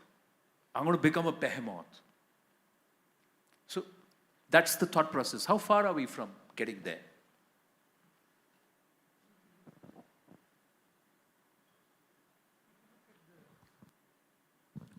Yeah, it's on now. I think it's on now. No. So if you look at the history of India, I think we were all entrepreneurs. There were no government jobs for us to do. Our fathers were craftsmen, they were weavers, they were farmers, they were sculptors, they were, in a way, scientists, educationists. Everything was entrepreneurship in India. That is what is there in our genes. It's a different matter that during the colonial rule or after that, even in the early stages of our independence, seems like we have all been dumbed down to think that we can't do things for ourselves. We must depend on some other nation because that was the basis of colonial rule. It made us think that we were not good enough and we needed them. And that's when we will submit ourselves to somebody like them. But now things are changing. I'm not talking about the 80s, 70s to 90s brain drain and all that which India suffered with. Because even today when I travel abroad, I meet people who are graduates from our premier institutions. They're in tens of thousands in numbers. They're doing very well for themselves over there. But did they absorb this idea of Bharatiyata, which you mentioned?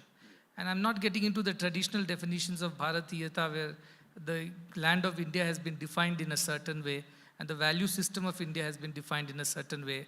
And the greatest definition that was of India was that we were all very spiritual.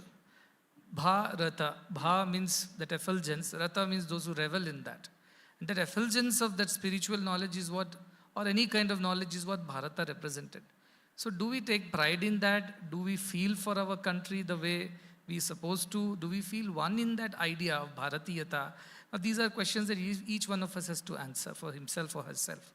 But where the country is heading in general today, I think Prashant is there. They know better about entrepreneurship. But I do see the younger generation has decided to change the narrative and not go by the past rhetoric. I see a lot more commitment from the younger generation towards the country, its welfare. And the country also has changed. Opportunities have come. What he would tell us that the kind of policies that came in to create that kind of ecosystem where entrepreneurs can also take risk and take calculated risks, and they also can be rewarded, that has been created. It wasn't the case probably 25, 30, 50 years ago. And that is where the opportunity is. And I think the young India is recognizing that. What is needed is the old India to change its ways.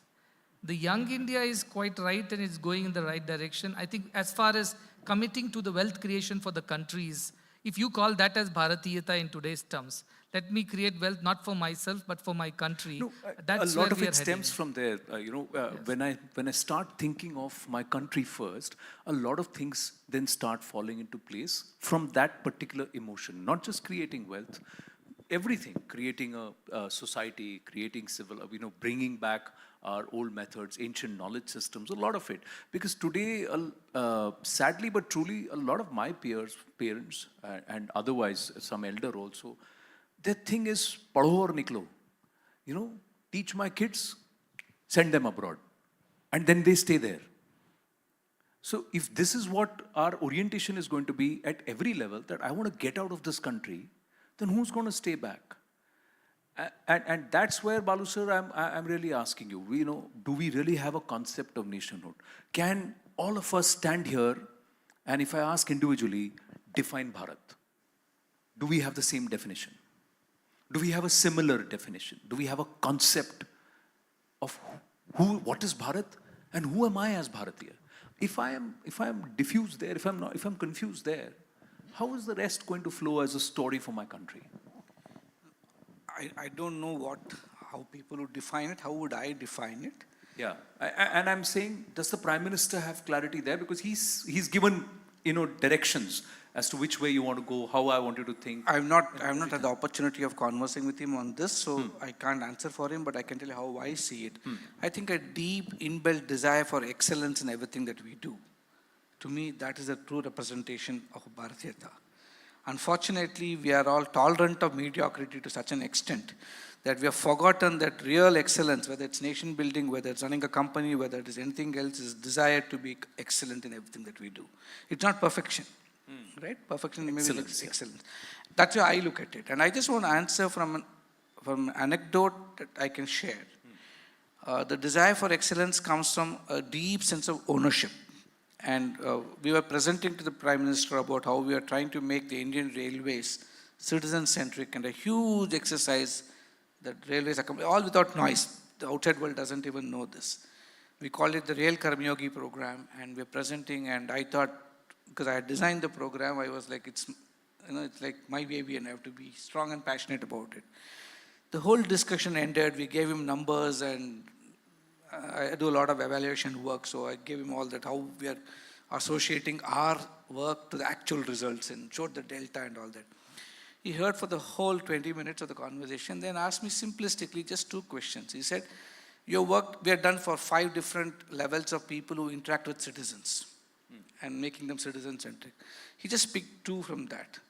And he said, you worked with freight clerks, you worked with railway ticketing clerks. 2 more or less same kind of roles. He said, if a ticketing clerk, after your training, suddenly wakes up one night and says, Last month, my Bharatiya Rail, Mera Bharatiya Rail, that's the word he used. In my counter, I actually accounted and submitted accounts of 7 lakh rupees of railway transactions. This month it is 6.2.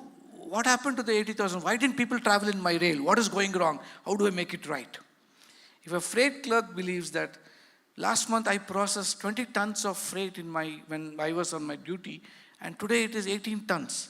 Kam kaise ho gaya? How is it? And he loses sleep over it and believes it, then he says, Bharatiya Rail, Mera Rail ban sakta hai. To me, that's also Bharatiyata, right? And he said it so simplistically, and he said, if you have achieved that, then I'll call your program a success. Till then, go back to the drawing book, start again, he said.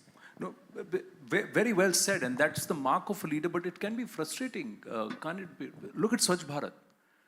We won, the world talks about us, we've tried to make 11 crore toilets, we've got certification that we are ODF free, but how many of us, frankly, have ingrained it as a habit? How many of us have not thrown a wrapper when thinking nobody's looking, it doesn't matter?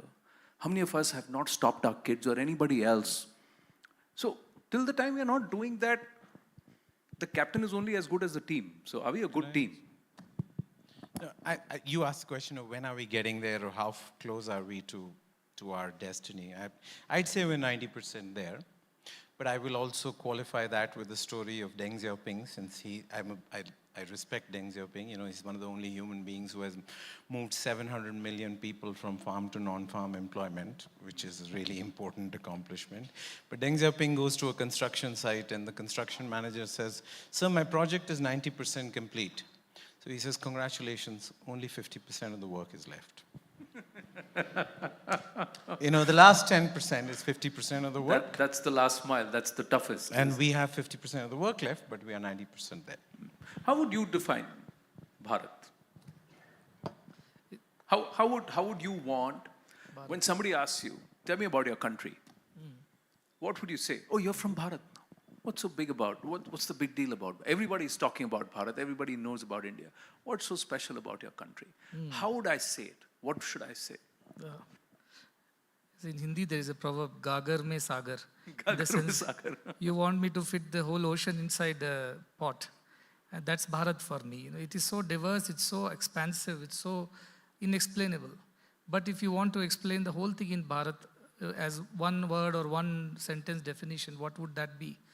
I think I would like to see a Bharat where each lives for the other. That is the Bharat that I am dreaming of and I'm trying to create through our efforts. That we are all putting others before ourselves and trying to do something good for the nation together. You know, when John F. Kennedy says that, ask not what your country can do for you, ask what you can do for your country. I think that is the question we all Indians have to ask today. And if we ask and find an answer for the question for ourselves, I think we are beginning to become Bharatiyas there.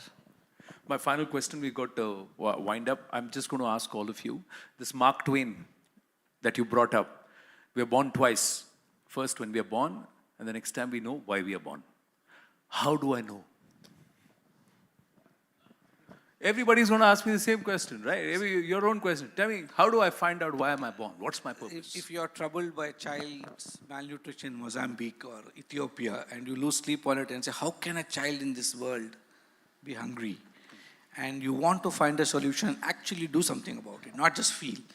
I think the day you discover what Vivekananda says, the 3H, you have your heart to feel, you have the head to think what you can do about it, and the hands to go out and do it, then I think your second life has started. Fantastic, fantastic. Sadhguru.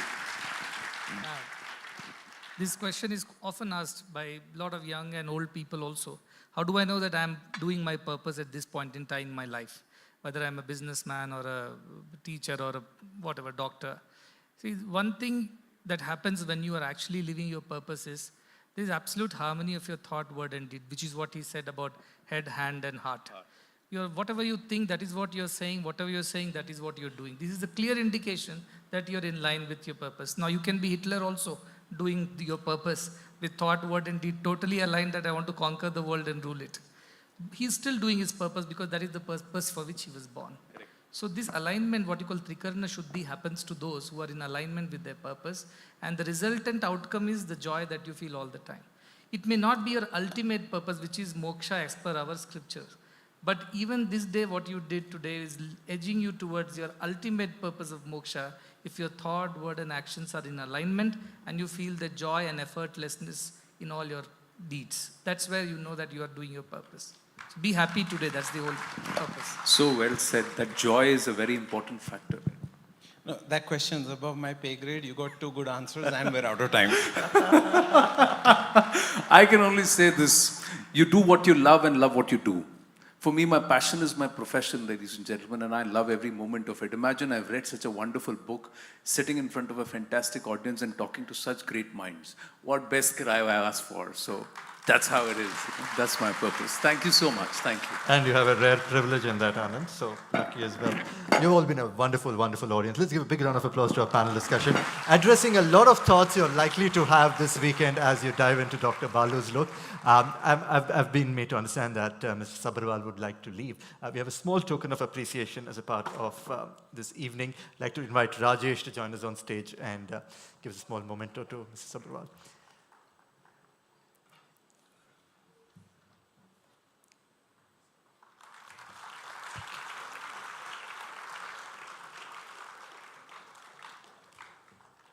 Lovely. Thank you. Continuing with conversations, I think we're going to see a significant paradigm shift over the next 10 minutes as we listen to 2 leaders deliver a different way of approaching leadership. 15 years back when I paid my first income tax, if somebody said that I will make income tax filing returns a fun job, I would have looked at them and said that, look, what are you doing? When is income tax fun from the word go?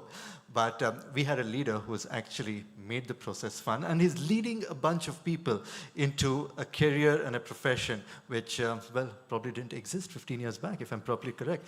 Ladies and gentlemen, CEO of ClearTax, Archit Gupta, on what it is to be a leader in a domain which is not usually considered when it comes to everybody's first course of professions. For him, fun is making money.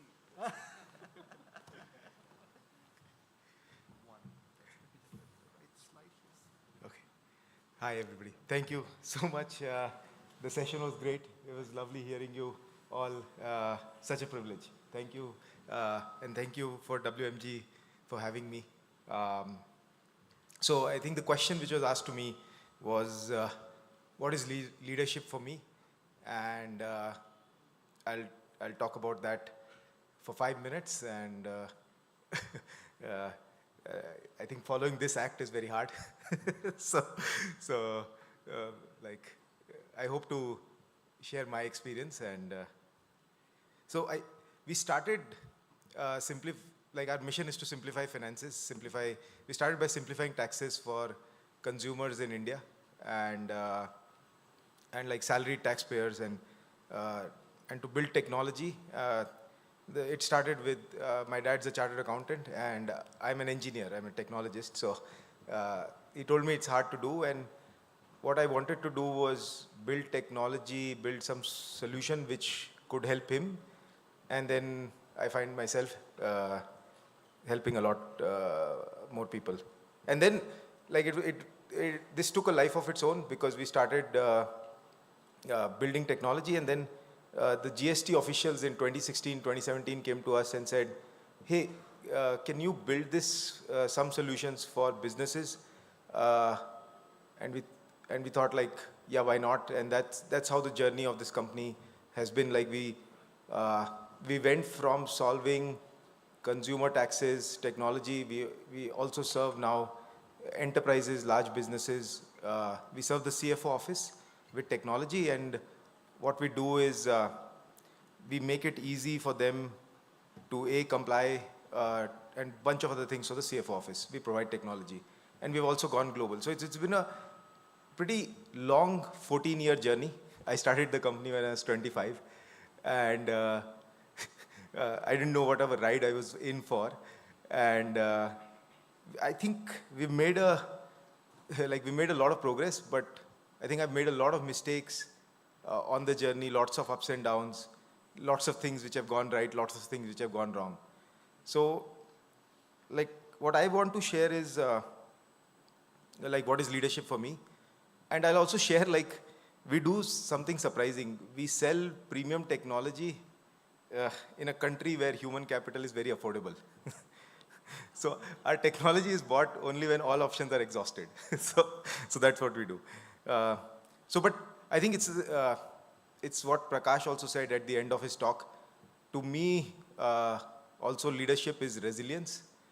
And I'll try to unpack what I mean by resilience. For me, resilience is first staring and acknowledging reality. And then, and reality is pretty painful for an entrepreneur. And then finding a way forward.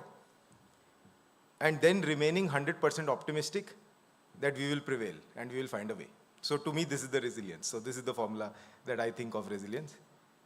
And I'll share my journey. I think I had not understood, and as many of the people, Balu sir and many people have said, I think leadership is a journey and you sort of become a leader but I had not understood what the basic tenets of leadership were maybe until even 2 years ago. Because there were many moments as an entrepreneur when the thing would get, running the company or making progress would get so hard that I would get numb. I would tune out of the pain. I would tune out of various situations. And social media doesn't help. You look at other more successful entrepreneurs on social media because the reality in their lives is probably as hard. And then you sort of compare and that also leads to that cycle of you beat yourself up. And you beat yourself up, and in that moment, you also blame yourself, blame your team. That's not what, that I realized, and that was bad leadership, and I was doing that, right? So 2 years ago, we hit rock bottom, as a company, as a startup, right? That was a year, 2 years ago, our revenue was not growing. Our costs were out of control. We were burning a lot of money. And we had too many diffused bets, we were trying to do too many things. And the board wanted us to sell a part of our business so that we have less problems. And most importantly, for me personally, the biggest challenge was we were not doing what I had started the company for. To build technology and serve customers and be customers first, and our company value is making the customer win, and we were not doing that.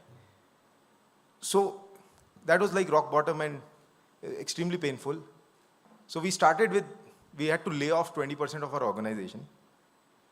And in that moment, I decided that I have set myself and the company free, and we will go back to our values, and we will go back to what will matter most. And from that moment, I think a little bit of a true leadership journey began for me. Because the moment was, isse niche to nahi ja sakta. So it was basically desperation and focus. So I decided to take extreme ownership. I'll never blame the team.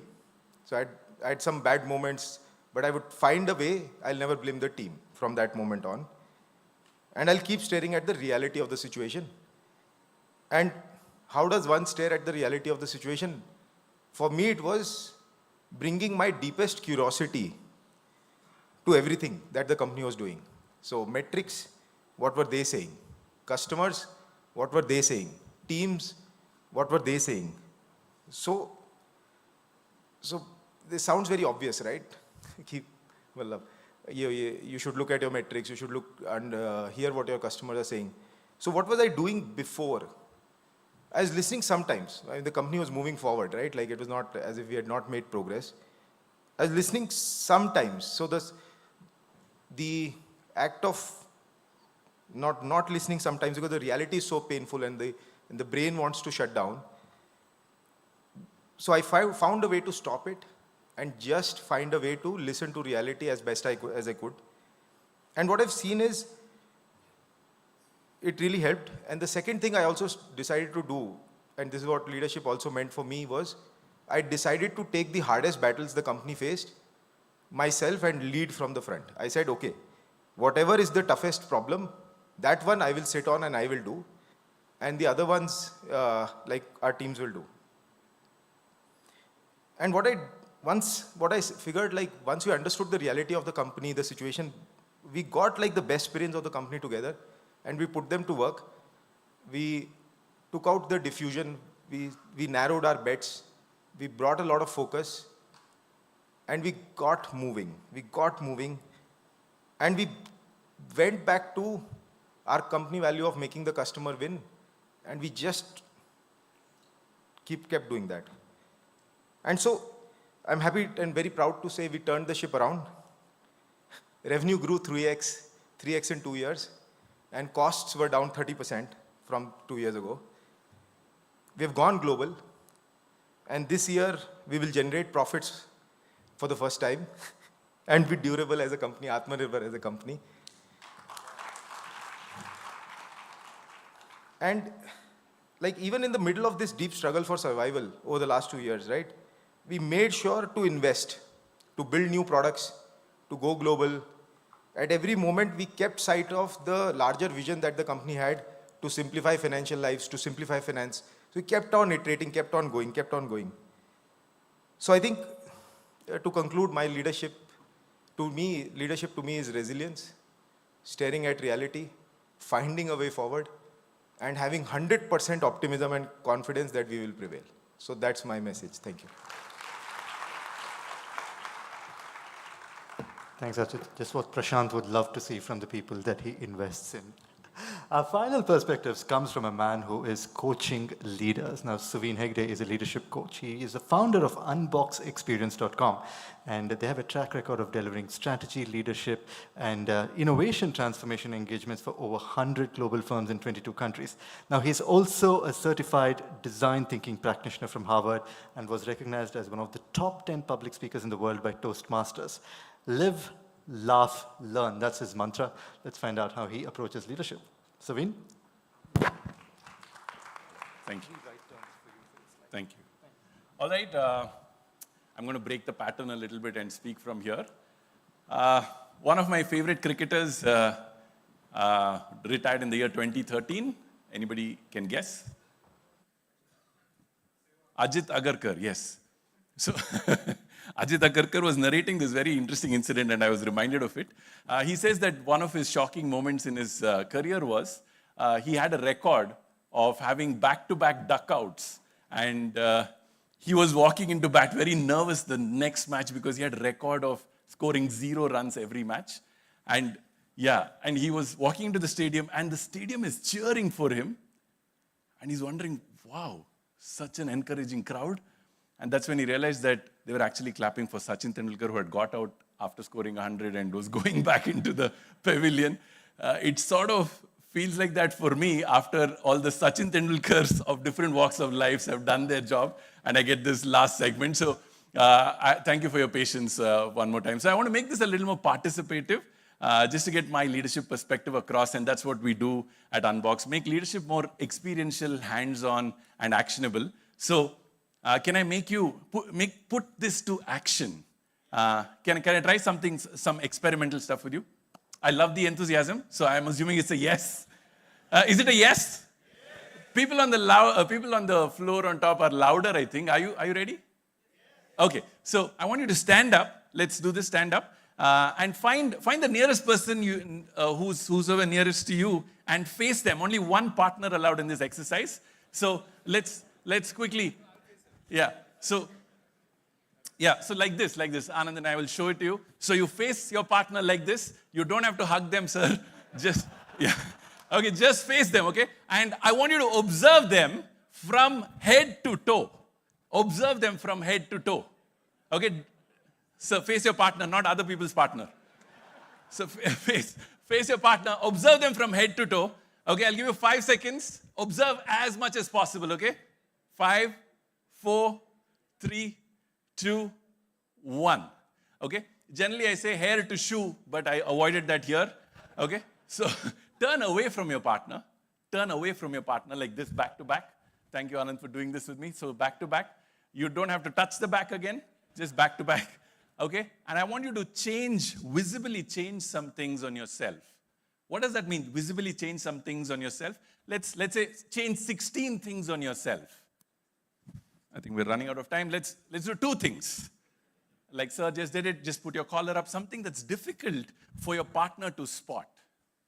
I repeat, something that's difficult for your partner to spot. For example, return the ID card that WMG has given around, or open your button halfway through, or fold your sleeve. Something that's difficult for your partner to spot. Let's do that. Okay? 2 things. Okay? Are we ready? So you can sit, sir. Are we ready? Are we ready? Okay, face your partner and spot the 2 changes. Spot the 2 changes that they have made. Spot the 2 changes that your partner has made. And let's see how many of you get it right. Did you spot it? She got it right? Both? 2 changes, 2 changes. You got 1 right? You got 2 right, both? If you have got 2 right, raise your hand showing number 2 that you got it right. Okay, can we clap for these wonderful gentlemen? Clap for them. Clap a little harder, clap a little harder. I want to feel the power within. So yes, clap a little harder. I want you to take your seat. It's a very interesting exercise. Okay? I said subtle, visible changes to be made. I want to hear some of them who didn't get caught. That means you tricked your partner. What did you change? What did you change? The pallu in the front, and turned your watch, and your partner didn't catch. So can we clap for ma'am once again? Very nice. Okay. The last time I tried this exercise, somebody pulled out an eyebrow and said my partner didn't catch it. Okay. So what we're learning through this is a short reminder about what leadership could be for us. And that's what I want to share with you today on this podium. And after we've got some wonderful perspectives around leadership, what we can learn from this. And I'll come to what we picked up from this exercise, something that happened as well. I want to talk a little bit about fear. A lot of speakers here from spirituality and different walks of life, from entertainment, they've spoken about how leadership is about being fearless. Can you call out one thing that you're scared about? One thing that you're scared about. People's perception, okay? Rejection, okay? I've been an entrepreneur for a while, so I know what that is, okay? Right decision, okay? Somebody saying wife, okay? My question would be, whose wife? Okay, okay. What else are we scared of? What else are we scared of? Fear. Bangalore traffic, delusion of being perfect, yes. I was talking about basic fears. Fear of water, fear of swimming, fear of snakes, okay, phobias. So, anybody has a fear of snakes? I see only 50% of the audience raising their hand. Anybody who's not afraid of snakes? Wow, I'm scared of you now. Why are we not afraid of snakes? Okay, so amongst the top 10 phobias in the world, fear of snakes is listed as one of them. And I want to share a little experiment that a psychologist did with people who had their topmost fear as the fear of snakes. So he gathered them in a room like this, and he said, let's start an experiment. So what he did was, he said, day 1, let's start this. So people were gathered, and guess what he did? Got the snakes? No. So on day 1, they were ready, and he got them in a room, and said, let's call out the names of different snakes that we all know. So there was python, king cobra, rattlesnake, etc., etc. They read out the different snakes' names out loud. And then people asked, what next? He said, nothing, go back home. They went back home, came back the second day. Guess what they did on second day? He showed them pictures of the same snakes whose names they had read on day 1. And said, this is how king cobra looks, this is how the rattlesnake looks, and so on and so forth. People asked, what next? He said, nothing, go back home. They came back on day 3. Guess what he did on day 3? Not so soon. Okay, he showed them 3D pictures of the same snakes whose pictures they had seen and the names they had read out. People asked, what next? He said, nothing, go back home. They came back on day 4. Guess what he did on day 4? He took them to a zoo and said, the snakes are inside a glass enclosure. We are outside. We will stay 10 feet away. We'll just watch the snakes in the glass enclosure and come back. People asked, what next? He said, nothing, go back home. They came back on day 5. Guess what he did on day 5? He gave them leather gloves. And he said the snakes are non-venomous. So in that glass enclosure, they opened a small bit, asked them to touch the snake, put their hand out, and they came back. And people didn't ask what next because they knew what's next. So on day 6, they removed the gloves with their bare hands. They went back to the same glass enclosure, opened it, put their hands in, touched the snake, came back. And they assembled back at the same place where they started on this journey. And he asked them, how many of you have the fear of snakes as your topmost fear? Guess what the answer was? Majority of them said the fear was gone. Why did this happen? What happened through this journey? They familiarized themselves. But what is the way of familiarization? Created exposure. Understand? Understand more? We just started with an exercise with you today. I told you to stand up. And I said, face your partner. Observe. What was the next step? What was the next step? I said, turn away and change. And I mentioned a number. I said, change 16 things. You remember I said, change 16 things? Tell me honestly, how many of you looked at me angrily? Saying, what do you mean 16 things? It's 9 o'clock. We came here for dinner. So how many of you felt it was too many changes when I said 16 things, right? And what did I do immediately? I said, no, let's just start with 2. What got you to do with 2? You immediately got to action. Nobody was looking at me. You were like, oh, I'll just turn this collar around or turn my watch around. And like she said, move the sari pallu in the front. You got to action. But when you said 16, it scared us. And one of the important tenets of leadership, entrepreneurship, and that's how I've learned leadership, by observing people take action. And we have some wonderful examples in our own ecosystems that we all belong to, that leadership is taking that first step and yet being scared. So I had an opportunity to work with some really wonderful entrepreneurs, Harish Hande, who set up this wonderful solar system for 4.5 lakh rural households in India. And I was on the trip, I was in a village, and I was talking to this lady who got light after about 7-8 years of living in that place. And she said, this is not a solar light for me. It is 3 extra hours of life that I'm going to get every day, because her life would get over at 6 o'clock when the sun would set. So the impact that we would create with our people around, putting leadership in action, and when I got to interact with these people, they said, it's the first step that matters. When Kailash Satyarthi saved about 86,000 people who were in trafficking, and he said, the first child that I saved gave me the courage to do it. So all of us are scared when it comes to leadership, and we all freeze when you have to take the first step. And I think that's what matters, that how do we take that first step despite being scared, being timid, feeling weak. But I think the first step is taking it, not knowing where it's going to take us. Because if you want to climb a mountain, if I say there are 16 steps to do, 16 different trainings, you'll be like, okay, let me not do it at all.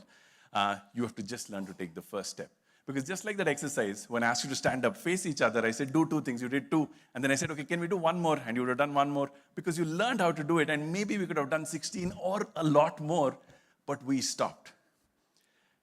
I was talking about this in a conference, and there was a lady in the audience. She worked at a large tech company. She said, I wanted to start working out, and it's not happening. What do I do? And she finished it.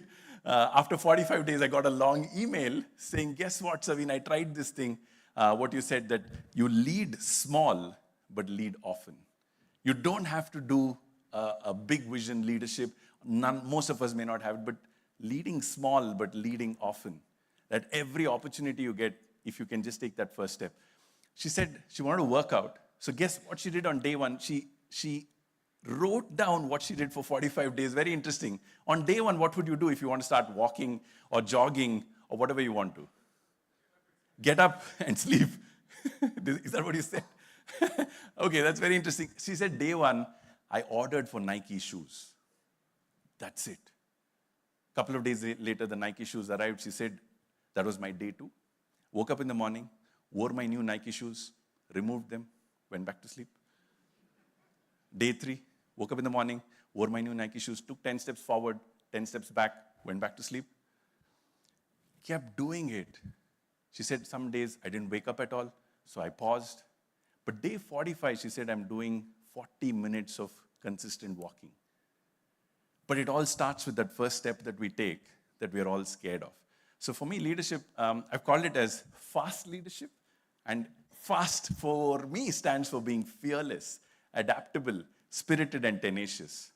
And it applies to mountain climbing as well. I got to summit one of the ranges in the Himalayas, and that's what the Sherpa was guiding us, kept telling that just look at your next step. Because if you look up, you will get scared. Right? So just look at your next step, because if you look up, you will get scared. So just keep leading small and leading often. Right? I want to end with a very interesting exercise. Are you ready for it? Yes? It needs a little bit of energy. So are you ready? Okay, so I want you to warm yourself up a little bit by placing both your hands forward and rubbing the palm really hard. I want to hear the sound of friction, like if you rub it really hard, and do not bend your elbow, just keep it forward, rub it really hard. You can hear the sound. Now, if you turn the hands, rub the back of the palm, the sound is a little different. Do you notice? Why is that? Coefficient of friction. Okay, somebody's really learned physics. Okay, turn it back, rub the palm. Okay, and now the back of the palm. Okay, now you can take your right hand up or down, it's up to you, and hold the left hand really tightly. Do not bend your elbow, hold your left hand really tight, and shake the thumb. Shake the thumb. Okay? If your thumb is not shaking, that means you don't have the power. Somebody else in your family controls it. Okay? Some people are vigorously shaking their thumb to show power. Okay, now this is the climax of the exercise. There are 2 rules for the climax. Do not bend the elbow. Do not open your hand. 2 rules for the climax. Do not bend the elbow. Do not fold the hand. I want you to straighten your hand. It's not so easy. Okay, don't try this at home when you're alone. Okay, you can clap for yourselves. Good job. This very interesting exercise. Okay, so you need to concentrate a little more. One of my teachers taught this to me when I was 11 years old. When I was 11. I've done this probably 1,000 times plus. But for you, it's probably your first time. And there are certain things I'm doing, seeing, showing that you may have missed. So what you're not able to do is what I'm able to do.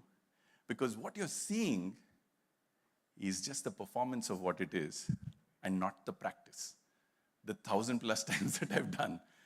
And my teacher who recently passed away, when he taught me this is the exact line he said.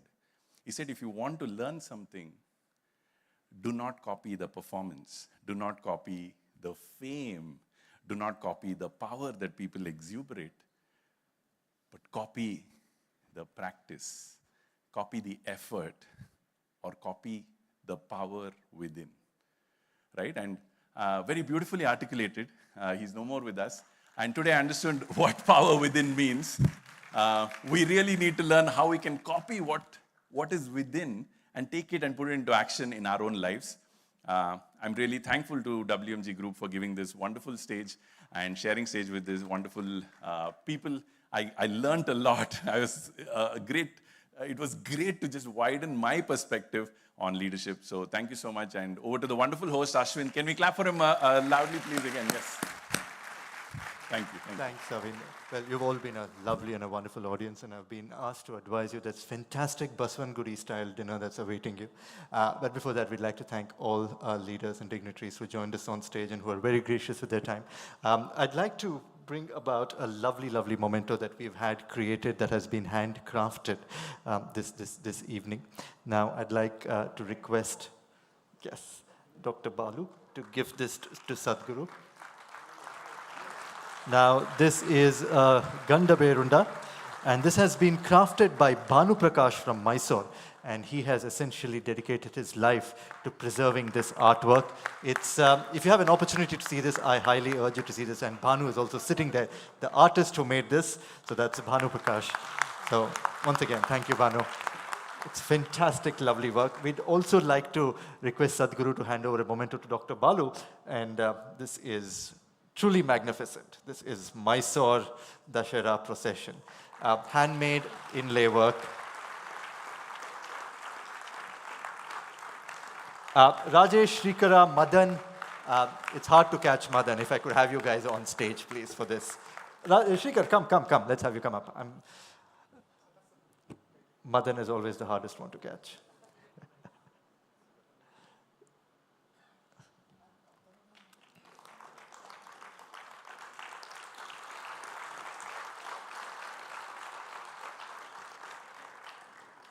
We also want to hand over a small token of our appreciation to Anand.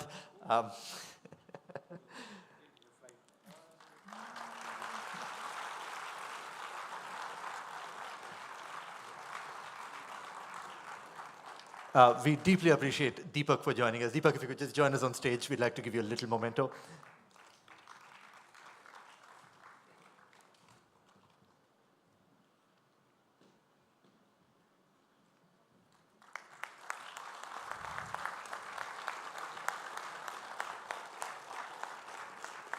Unfortunately, I think Prashant is, Archit, could we have you join us on stage, please? Join us back on stage, please. It's the tax filing season. It's a good time to...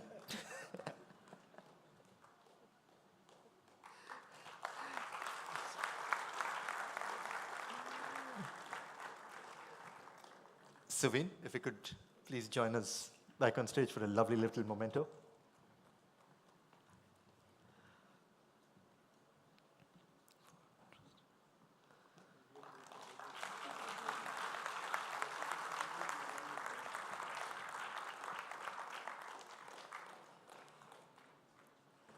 Thank you, Saveen.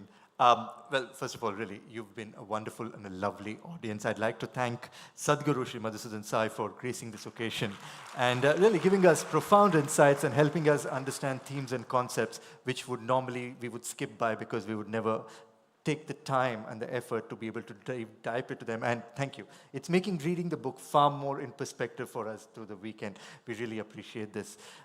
We also want to thank Dr. Balu for trusting WMG Group to take care of your book launch. You've been very gracious with us and you've honored us with this privilege, so thank you very much. Big thank you to Anand and Shri Manish Sabharwal as well for joining us for the panel discussion. And for the insights, Prashant, Deepak, Archit and Saveen, thank you for giving us the POVs that truly have made you successful, something for us to take a page out of as well as we indulge in leadership. Now, a big thank you to all the viewers on the live stream. It has been buzzing, and especially a thank you to South Block at the Secretariat in New Delhi. Thank you for allowing us this opportunity to be viewed by you, and thank you for all your comments as well.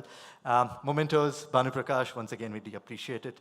And well, as we wrap this evening, we have a very, very powerful message of leadership, service, and self-discovery. Well, may the power within lead us all in our endeavors. Once again, thank you, and we wish you to join us for dinner. Two quick reminders though, if you read the book, please leave a review, and if you buy a copy of the book, well, all proceeds go to PM Cares, and at WMG, we are thrilled to be a part of this contribution. Wish you a lovely weekend, and drive safe.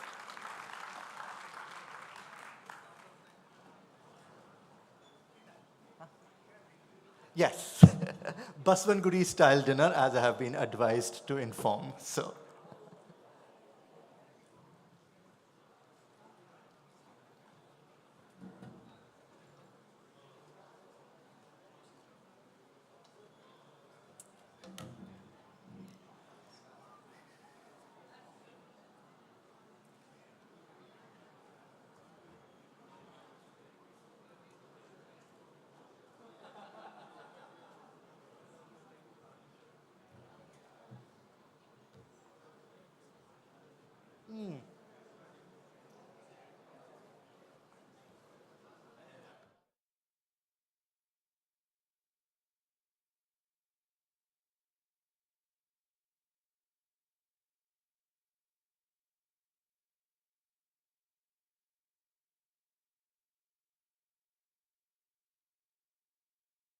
One World, One Family, the Sri Madhusudan Sai Global Humanitarian Mission.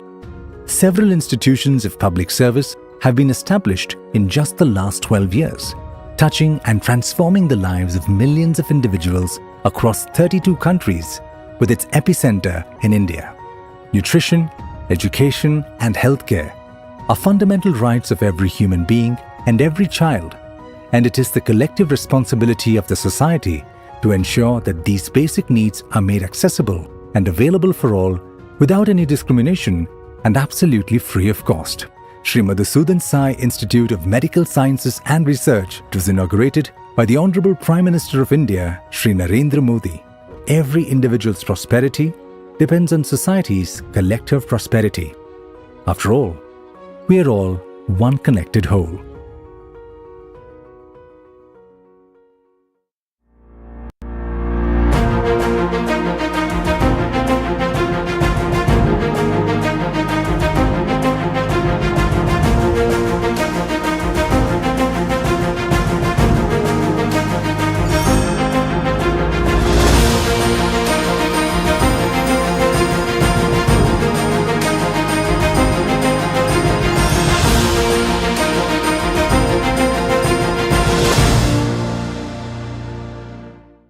This needs extraordinary leadership to pull the world out of this mess. This book is essentially trying to capture leadership as explained by a lot of scriptural wisdom in India.